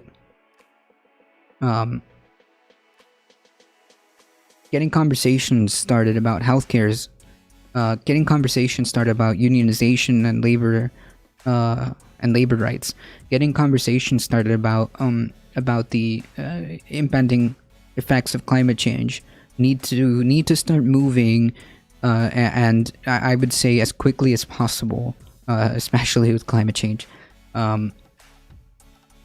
while there's still time. And I think that again, and while we're here and while we have the ability to do what we can, I think we should, while there's still time on the clock, we should do what we can to make this a better place. And I mean that in the most objective way. Like, it is objectively better for the population in every sense of the word, in my opinion, for them to have healthcare, for everybody to have healthcare. It is just better to eradicate homelessness through programs by just making sure people have food and housing and education and healthcare to those that can't. It's just better when you have a more educated populace. I mean, it's just as simple as that. Correct. At will means they can fire you at any time for no reason, or for any reason or no reason at all. Correct. That's like insanely inhumane. Yeah, like a lot of companies get away with a lot of stuff that they shouldn't. It's just plain and simple. I think Amazon and Walmart are huge offenders. Huge offenders. Classic.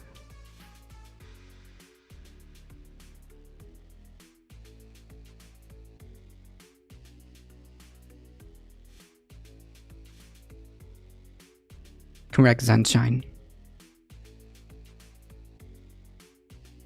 Right to work needs to be abolished. Yeah, I don't know. This is ridiculous. That, I mean, how fair is it?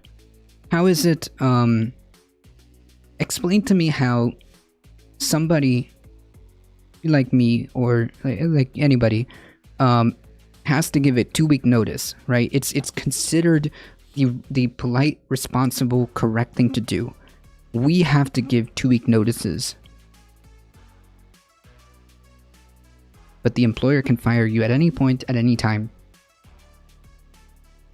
and kick you out on the street.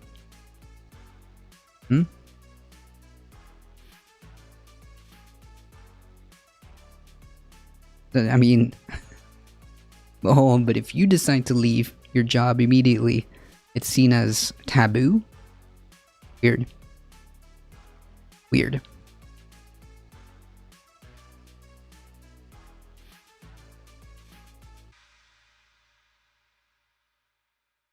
Yeah, means tested stuff is not necessarily, like, for these basic things.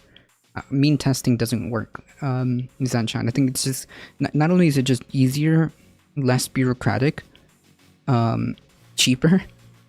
It's just cheaper.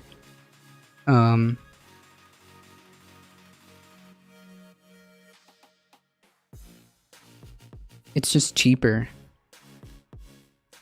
In all the pilot programs that have been introduced to end homelessness, it always ends up being cheaper to just provide these things and give and just provide these things and give the opportunity for them to be their best self. It's just cheaper. I again, like, we should be objectively trying to make this a better place, and these are the things that I believe can be done. I can see immediate changes every day. Interesting. Also, financial decision based on power. Yeah, exactly. That's what I was saying. Like, it shouldn't be means tested. I think it's just cheaper and unnecessary bureaucracy trying to figure out who is who can apply and who can't. Should just be a basic. Hey, the amount of means testing should be minimal to none. You do not have to give any notice. You don't owe the employers anything. There's not a rule or social norm for this. If you want to leave, then leave. Oh yeah, I agree that's how it should be, but I feel like there's always some type of taboo when you do that, right? And it seems like every employer asks and requests that you give in a 2 weeks notice, because the implicit threat is, hey, if we get a call down the line from a new job that you're trying to get, we'll tell them that you might just skip out, you know, on a whim. That you might just leave on a whim. So it's like there's an implicit norm that they kind of like hit you with. Because it's not a rule, it's not a law. It's not a rule, or it's not a law or anything like that. It's just like taboo. Because they can it turned around, and when you try to get another job, be like, oh yeah, no, he just skipped out. He just one day just didn't show up, and yeah. And that gives the image of you being irresponsible or you being flaky. And then all of a sudden, dang, you can't get another job. I mean, power imbalances cause implicit coercion, you say? True. Which isn't a problem many times, but if you've worked somewhere in 10 years, it is a problem to have no references. Right, and the reference that you do have, and they might even just say, oh yeah, you would just be like, oh yeah, ADT just skipped out on me. Take that, do with that information what you will, but yeah, ADT just stopped showing up to work one day and said that he quit. Like, how does that look when I'm trying to get another job? A request isn't a mandatory thing. Also, an employer cannot tell another employer that it is against the law. All they can ask is, did they work for you and would you hire them back? That's it. Right. But they don't say things like, oh yeah, he's a total cheat, or yeah, he's a total like flaky person. They won't say that. It is against the law. But they will say things like, oh yeah, they worked for me from this time to this time, and they just quit. You know, they can just say something like that, and that's it. But I do agree with you. There's no law, there's no contract, there's no mandatory anything. It's just like, it's just implicit, right? Where they have that power, or they can torpedo another opportunity. They can torpedo an opportunity. They can torpedo an opportunity without even having to say anything explicit, right? Unemployment here in Georgia is so tricky. There's so many little tricks that they do to disqualify you and delay payment. For example, last week, they said they were shutting some sites down because of attempted hacks, which is odd because it just so happens to be that the week, it just so happens to be the week that thousands of people needed to reapply since being laid off last year. Yikes. Well, Florida's website was intentionally made to be as Florida's website was intentionally made to be slow, inefficient, and problematic to reduce the amount of approvals for unemployment. This was admitted by Florida that's why they did it, and so now they had to fix it because of so many claims.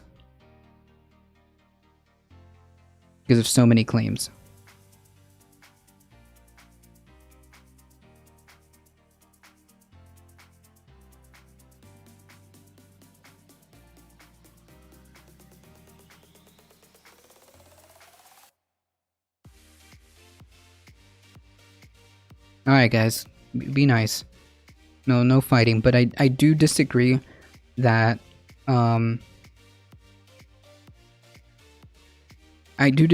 there's absolutely no implicit threat there. Like, they don't tell you like, oh, you know, they don't tell you, oh well, so and so is like a bad employee or anything like that. They'll just say things like, oh yeah, so and so, yeah, they just you know, they did work from April 1st to April 21st, and they just quit. I don't know why. I'm not saying they're bad. I'm just saying they just randomly quit. And there it is. That's the implication that so and so is ADT is flaky. It's not hard. It's not hard to do. It's not hard to do, which is why there's an untold, unsaid, unspoken,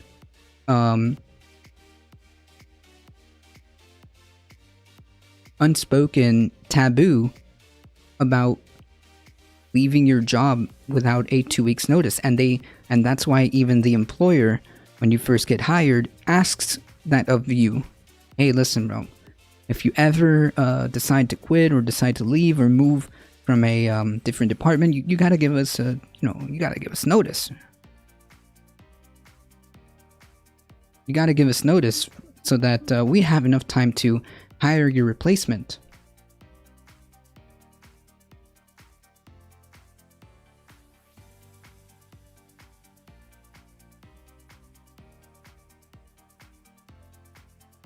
So yeah, I completely disagree. I mean, there's definitely implicit stuff that goes behind the scenes, and there's a reason why they tell you to do that. You know, why it's an unspoken thing, not codified into law. It's not codified into law or rule within the company, because that probably would be illegal, I imagine. I don't know.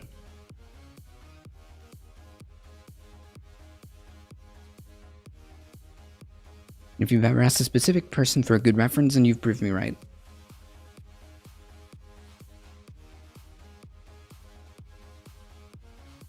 And if you had an employer do that, you need to report it. In the corporate world, you have to have 3 past supervisors and 3 friends.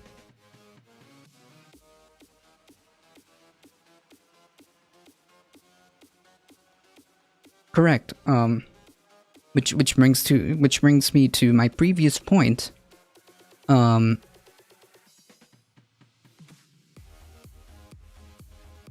Which brings me to my previous point. A lot of companies can and have gotten away with things that normally are big no-nos because, well, the NLRB is quite toothless.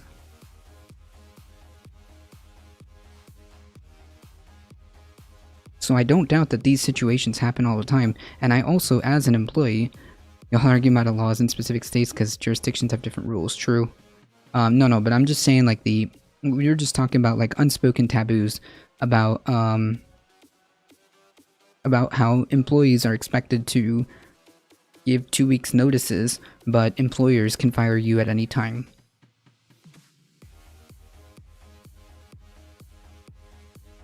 In other news, salads are dope. I just made myself a dope-ass salad, and I would highly recommend you. True. I was only fired once in my life. It was an older woman who would flirt with me, and I respectfully turned her down after that. She made me her enemy. On the day I was fired, they let me work the full day and fired me before I checked out. I was so slimy. They could not have called me home or did it in the morning. Dang.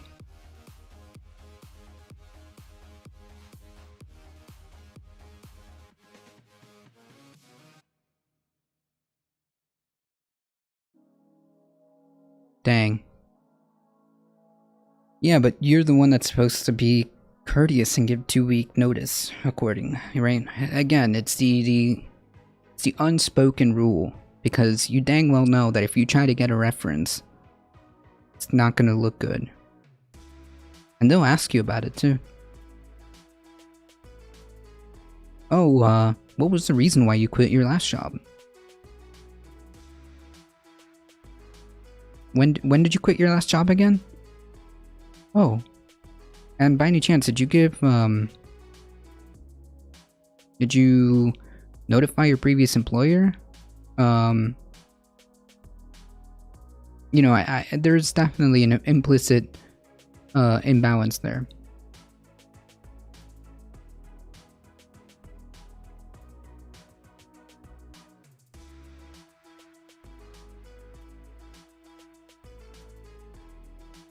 No, it's varied by state, true. No, true. But like the general vibe in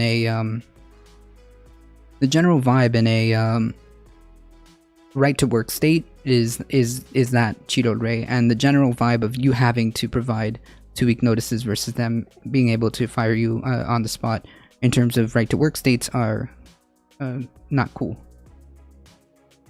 But I will say this, I do agree that you as an employee should have the power to just not do a job anymore if you don't want to. But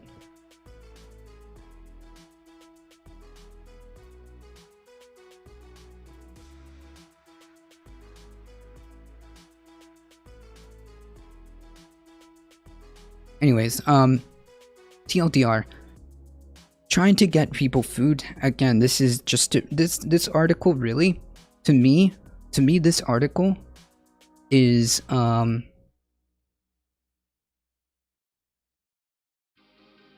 me this article is just further proof that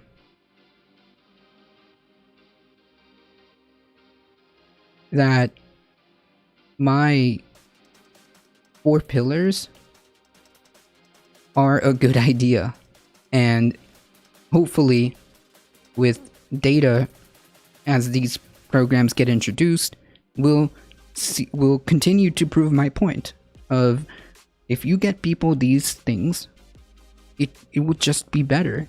I mean, like, there's no reason why this couldn't work, and hopefully that continues to hammer down, not with ideas or not with random theories or just this fantasy land. No, it is really possible to do this. Okay, it's really possible. I believe it or not, this isn't fantasy land. It's quite possible. In fact, it is happening. So what's the deal? Let's get this going. Let's get this going across the board. It's happening. There's multiple pilot test programs. Hey, Alio, thank you for the 16 biddies. I'm sorry, I forgot to say hello to you.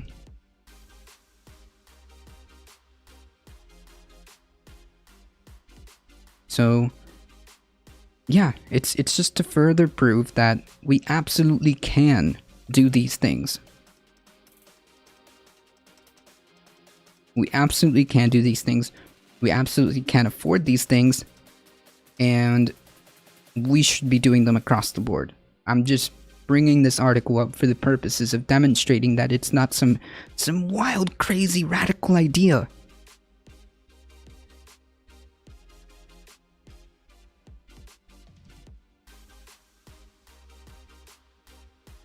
That's my point.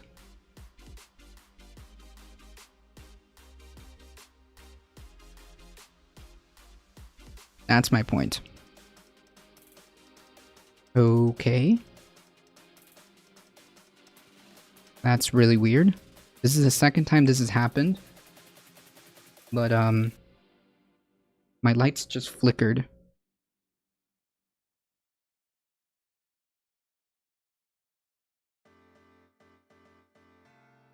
Most people don't have the privilege to pick and choose jobs meticulously. True. I, for instance, literally have one agency in my entire state that runs programs, and that's just a bad argument. Yeah, like I think that we're not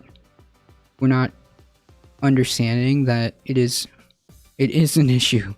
Okay, when there is such a thing as power imbalance, and there are such things as implicit stuff that an employer can do to mess up or tank your chances at another job if they so choose, without getting in trouble. And quite often, even then, they often don't see consequences.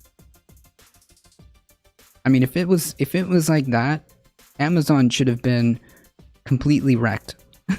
If it was like that, and granted, Great Equalizer, I would love for the system to work, and to actually have a working system, then Amazon would be wrecked. I mean, do you know how many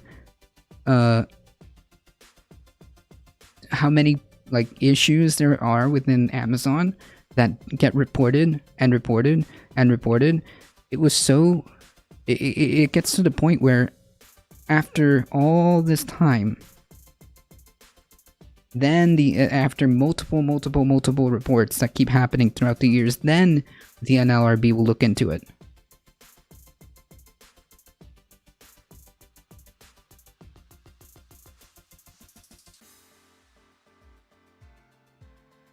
Not only that, just to be clear, HR is not your friend. Okay? HR would rather make the problem go away than to solve it.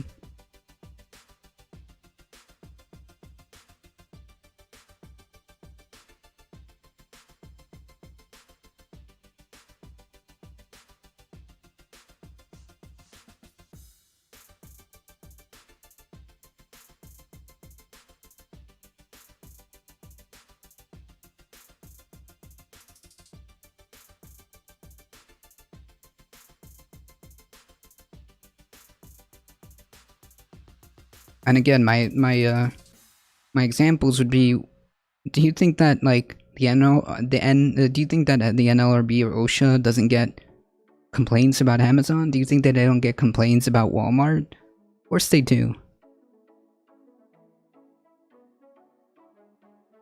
Of course they do.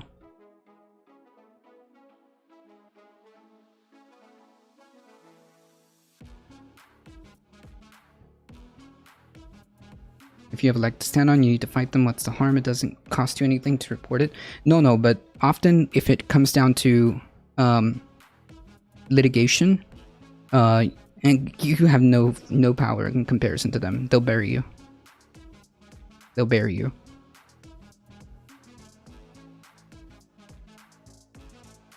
I'm saying trust the HR folks, but know your rights as an employee and ensure you do the right thing and you are in the right. I mean, yeah, of course. Awesome. Except sometimes even when you are in the right and even when you try to do something about it, it doesn't happen. The point being, there needs to be a legitimate NLRB that can actually focus and do things about said problems, right? We have labor laws.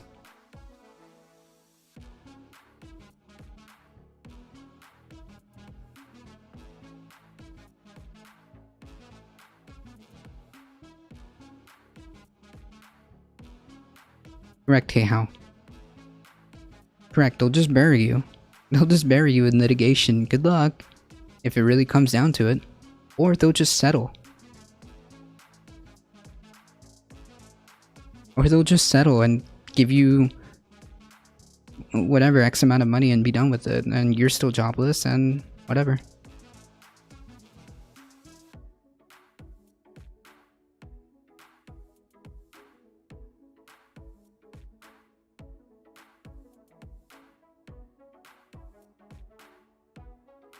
Yes, spread it forward.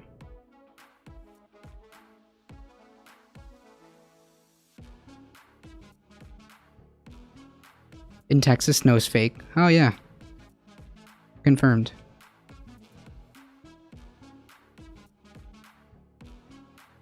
I live in Florida, so I don't know what snow is.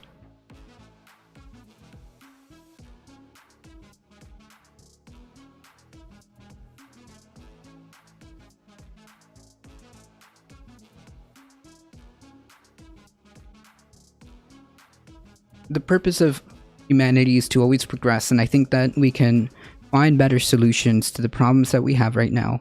And I think that we can provide alternative systems to what we have now.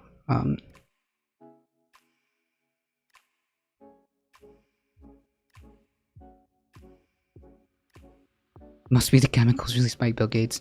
Okay, how I didn't realize you were a streamer, by the way.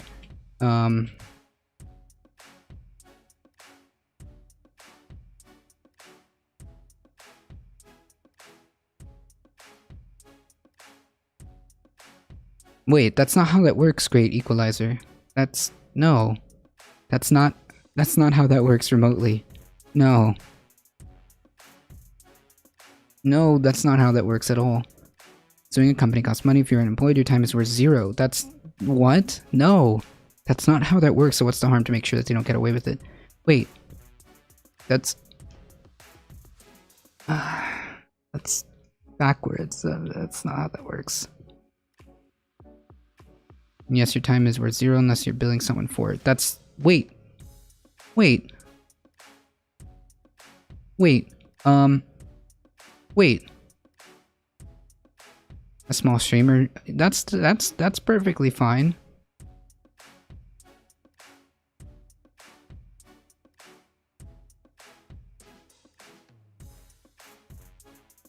This is mind-blowing. Yeah, we should probably move on before I get angry. Before I get unironically triggered. So, yeah.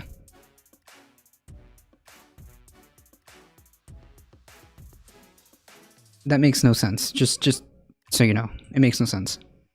Ahead of Biden's climate summit, lawmakers who launched Green New Deal.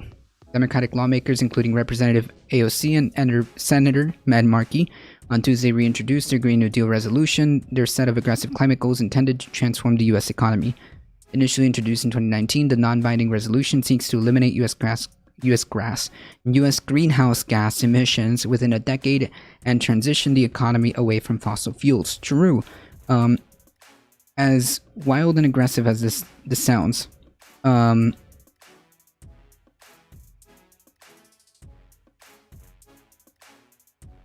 that's not how that's not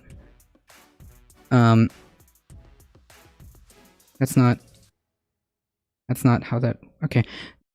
Real quick, do you think that women, for example, a woman who has chosen to be a housewife and chose to raise her child, right, and has that ability, and she chose to raise her child, do you think that's not worth something, raising that child, even though she's not billing anybody for her like, what does that mean? You are seen. Hey, how's it going? I see you, YT chat. It makes no sense. Of course somebody who is at work, or a stay-at-home dad or a stay-at-home mom, is working and is producing value by raising that child. That's an example of how, like, what you said is just absolutely asinine. Like, there's value. The time is valuable. I don't get it. And not everything is attached to a dollar sign.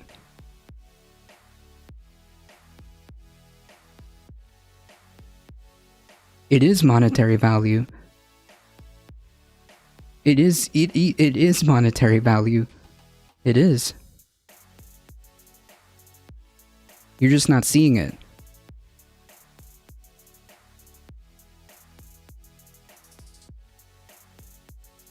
You're just not seeing it because being able to raise a kid is, in and of itself, it blows my mind.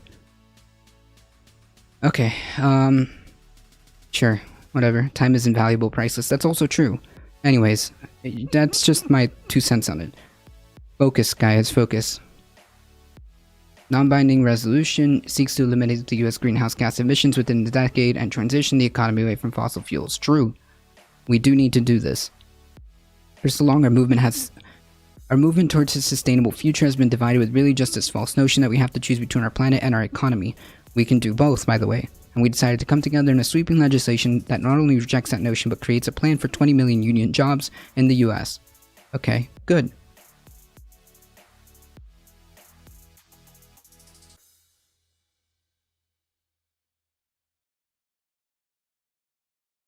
It was not immediately clear whether the plan would receive a significantly warmer reception from President Biden's administration that did from President Trump, which did not believe in action on climate change was necessary.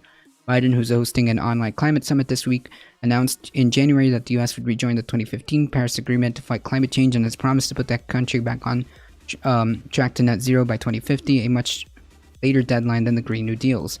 Yeah, the reason why the Green New Deal acknowledges that it has to be done kind of towards the end of the century, end of the decade, is simply because failure to do so is failure in doing this will result in the more catastrophic outcomes of climate change, and if we don't address that, it's not good.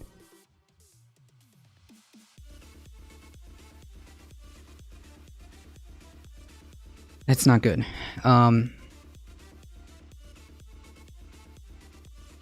If it isn't done by the end of the decade, the 1.5 degrees. Oh, it's already done. I think we already skipped that. I think we already skipped that point. We're not going to make that point. At this point,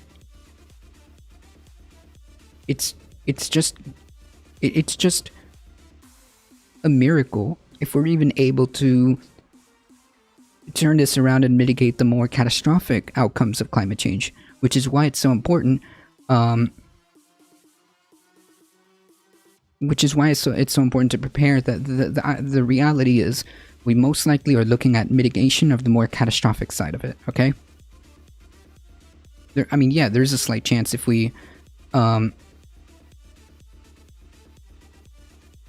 if we do everything right, if we get everything moving right now, and all of a sudden Congress says tomorrow, look, we're going to be serious about climate change. Look, we're going to implement programs like to move away from fossil fuels. We're going to start doing this. We're going to start doing that. Maybe. But the reality is there's not even talks going on right now. There aren't even talks happening right now. There are platitudes. There are platitudes.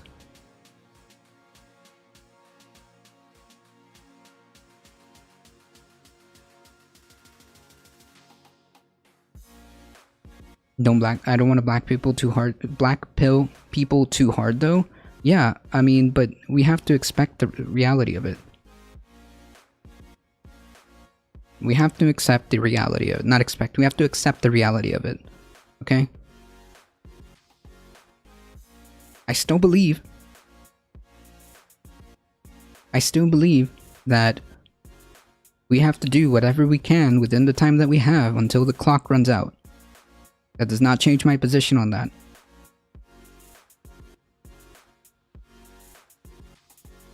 Asked if lawmakers wanted to go beyond what Biden proposed, Markey said, yes, we believe this is the moment that requires us to act big, think big, and have a program that matches the magnitude of the problem we're confronted with. Markey and Ocasio-Cortez highlighted successes achieved since the release of the resolution, including GM's announcement that it would sell all of its new cars, SUVs, and light pickup trucks with zero tailpipe emissions by 2035, and the House Representatives vote to allow the construction of more public housing. Cool. The plan has received backing from 103 lawmakers, Ocasio-Cortez said, including first-term Congresswoman Cori Bush, a vocal supporter. Republicans and Trump slammed the Green New Deal when it was first introduced, claiming adopting its goals would force Americans to cease traveling and not be able to eat meat, which is a wild criticism that wasn't even true to begin with. The Green New disaster is back. The Green New disaster. Oh man. Republican Senator John Barrasso said in a statement on Monday ahead of the relaunch, free market innovation is the best way to protect our air, water, and communities, not heavy-handed government regulation or taxation. No. The free market has already missed that. Okay? Sorry. The free market has already missed that. It's not capable at this time to handle this. It is not capable. It is not incentivized to do so. No.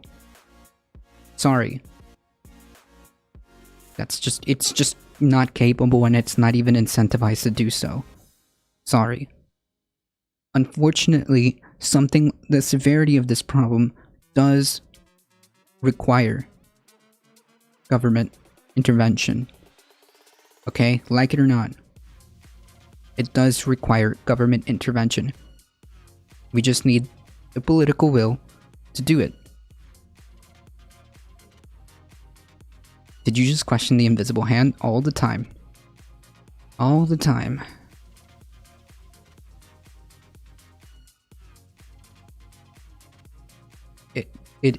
I'm sorry, it's just not capable, okay? That timeline is gone. It's not gonna happen. The plan calls for 100% of power demand to be met from zero emission energy sources like wind, solar, modernizing transportation infrastructure. Oh, that's a great idea. There's a lot to be said about reworking our transportation and have an actual public transportation system that also happens to be green. There's a lot to be said. There's a lot to be said about that.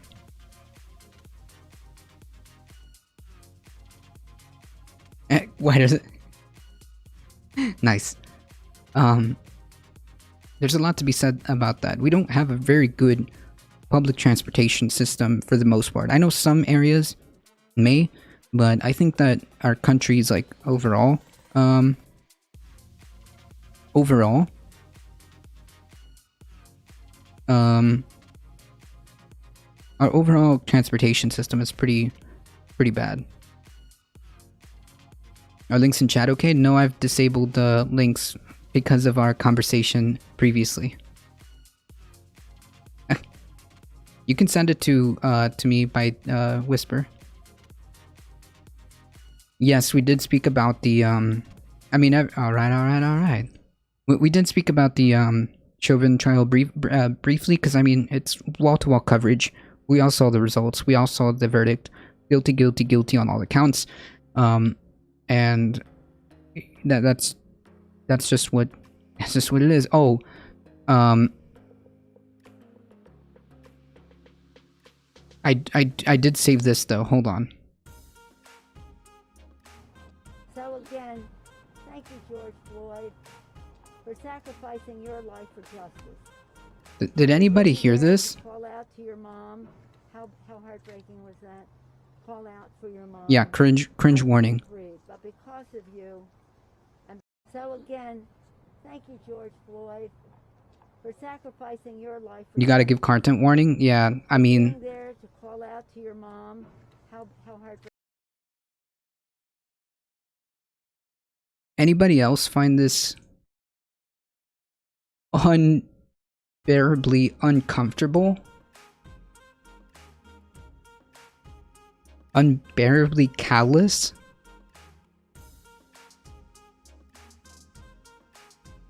What? Sorry about that. I didn't give a content warning, but yeah, what? Disgraced.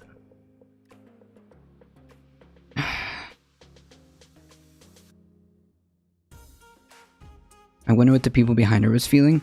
Absolute uncomfortableness, cringiness. Unbelievable. Completely disconnected. Completely disconnected.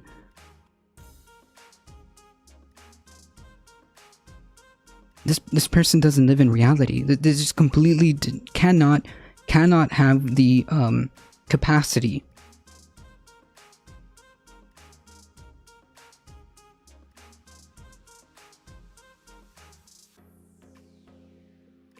Well, I mean, in particular, Great Equalizer. This was just beyond. This was just beyond. Okay. Because there's been some, plenty of comments that she just made. Well, you know, okay, fine, but this, I mean, talk about the incapable of understanding. Like, how did you form those words in your head? Somebody please explain to us. Can somebody explain how these words were formed in her head?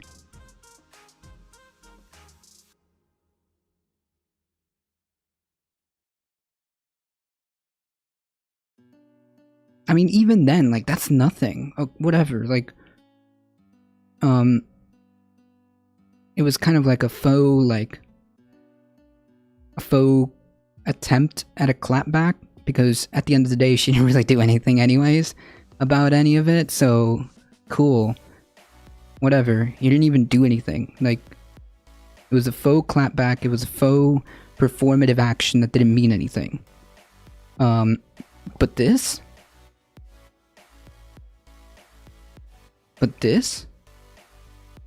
Jesus.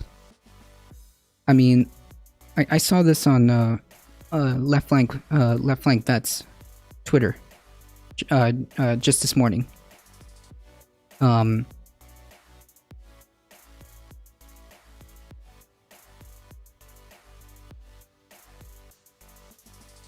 I don't know what Waters said about the verdict. The message was right, but the execution was so wrong. Like, I don't know. It makes me feel like they don't... I mean, I don't want faux, like, performative actions. Like, maybe their intentions was right, but, like, I don't like faux, like, performative stuff. And this felt like a really bad attempt at it. This felt like a really bad attempt at it. Like, what... Do you even, like, how did you formulate these words? Yeah, they don't care. I know they don't. It was a performative action.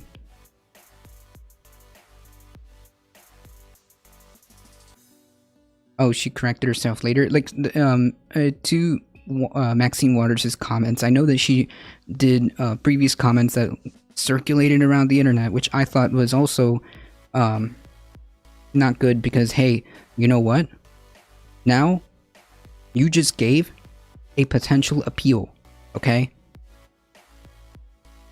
Your comments, some of the people's comments, some of the representatives' comments, may be grounds for appeal. According to what the judge said, so we'll see. But...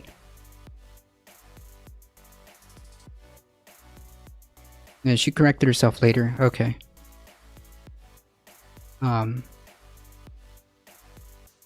Unbelievable. It's like these people have no, like, self-awareness. That's what it is. They have no self-awareness. That's the words that I wanted to say.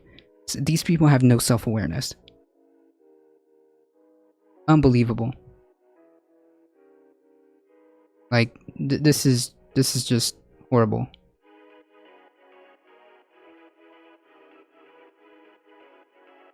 So again, thank you, George Floyd, for sacrificing your life for justice. Jesus Christ.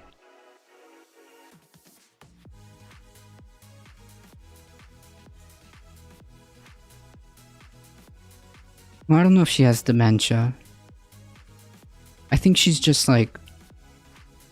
I don't know. I don't know what would compel somebody to be this, like... complete lack of self-awareness. And zero ability to connect. Zero ability to connect with... Okay. Needless to say, this was abhorrent. Okay, so yeah, that's... Jesus. I knew I had something that I forgot to go over. Yeah, that was it. Thank you for reminding me. Whoever said if we went over the Chauvin stuff. I'm... Unbelievable. So callous. They've never lived it, so they don't get it. Yeah, that's what I'm saying. They're like disconnected. They are complete lack of self-awareness, and it's just. I'm not a doctor, so I'm not going to pretend that I know if they have dementia. They may. I'm not going to pretend that I know. They live in their bubble. They don't know and understand the people they're supposed to represent. True, and then they come up with like this. Then they come up with this like faux performative stuff, as if they're like trying so hard to, and I'm gonna use this word, but like they're trying to like do a performative action, kind of like virtue signaling. They're doing a performative action in their head, and yet have zero self-awareness. Zero. It makes me wonder, like, do they even care? Like, do they even care? Did they even bother to sit and see what happened? Did they even bother, like, exactly what the situation on the ground is? Like, and I'm speaking, like, in general, like, in terms of, like, what's going on, how to solve our problems, how to improve the material conditions of people, how to actually propose real solutions, understanding that people are needing help. There's an all-time, like, you know, economic downturn for a lot of people, millions, tens of millions. I am seriously questioning their ability to solve these issues. And you know what? That's going to lead down some serious bad roads down the line. Never mind climate change. Never mind climate change. 'Cause they aren't normal people. I don't know what that means, but either way, they're clearly out of their. They're clearly not living in reality. They don't know and don't understand the people they're supposed to represent, as Khao just mentioned. It's all about them. True. They got into power and they want to maintain power and they don't really care. And it's like I'm having this like really tough time understanding. Lucy and Maxine were trying to speak grandly but forgot the message and then it didn't work. I don't know what Waters said afterwards, but I think that because of her comments, that might prove to be grounds for appeals down the line, and that will be on her and all the other people speaking when they shouldn't have.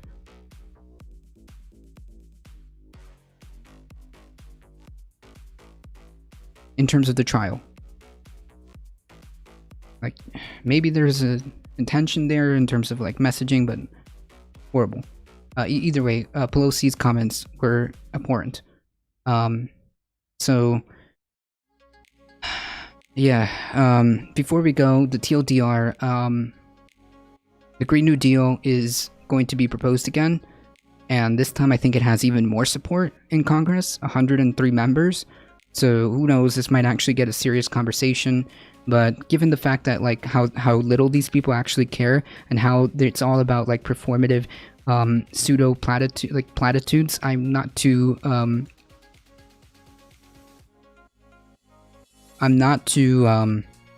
confident. It's obviously a cringe thing to say, but there are better things to get worked up about. Yeah, I mean, sure, but it just like invokes an emotional response, and I think that, come on, you just, why?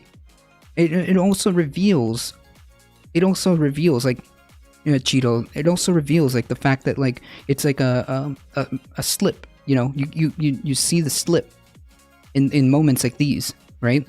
That's what this is supposed to illustrate. Just that small slip.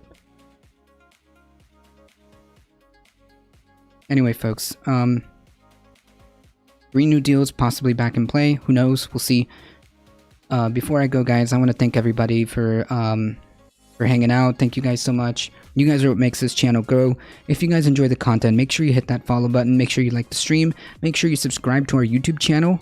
I do appreciate all of your support. You guys are what makes this go. We're here Monday through Thursday, 9 a.m. to 11 a.m. Eastern Time. My call to action, as always, is please spread the word far and wide that this is the chillest place for news and politics. Not every poor choice of words is a slip. No, but when it becomes a pattern, that's the difference, because it keeps happening. Thank you for the biddies. I appreciate that, Buff Cameron.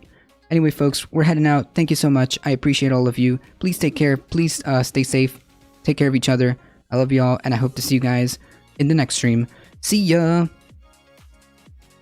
Alright, folks.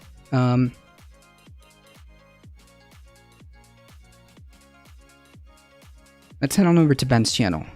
Ben's a good guy, alright? Show a lot of love to Bleep Blop Ben.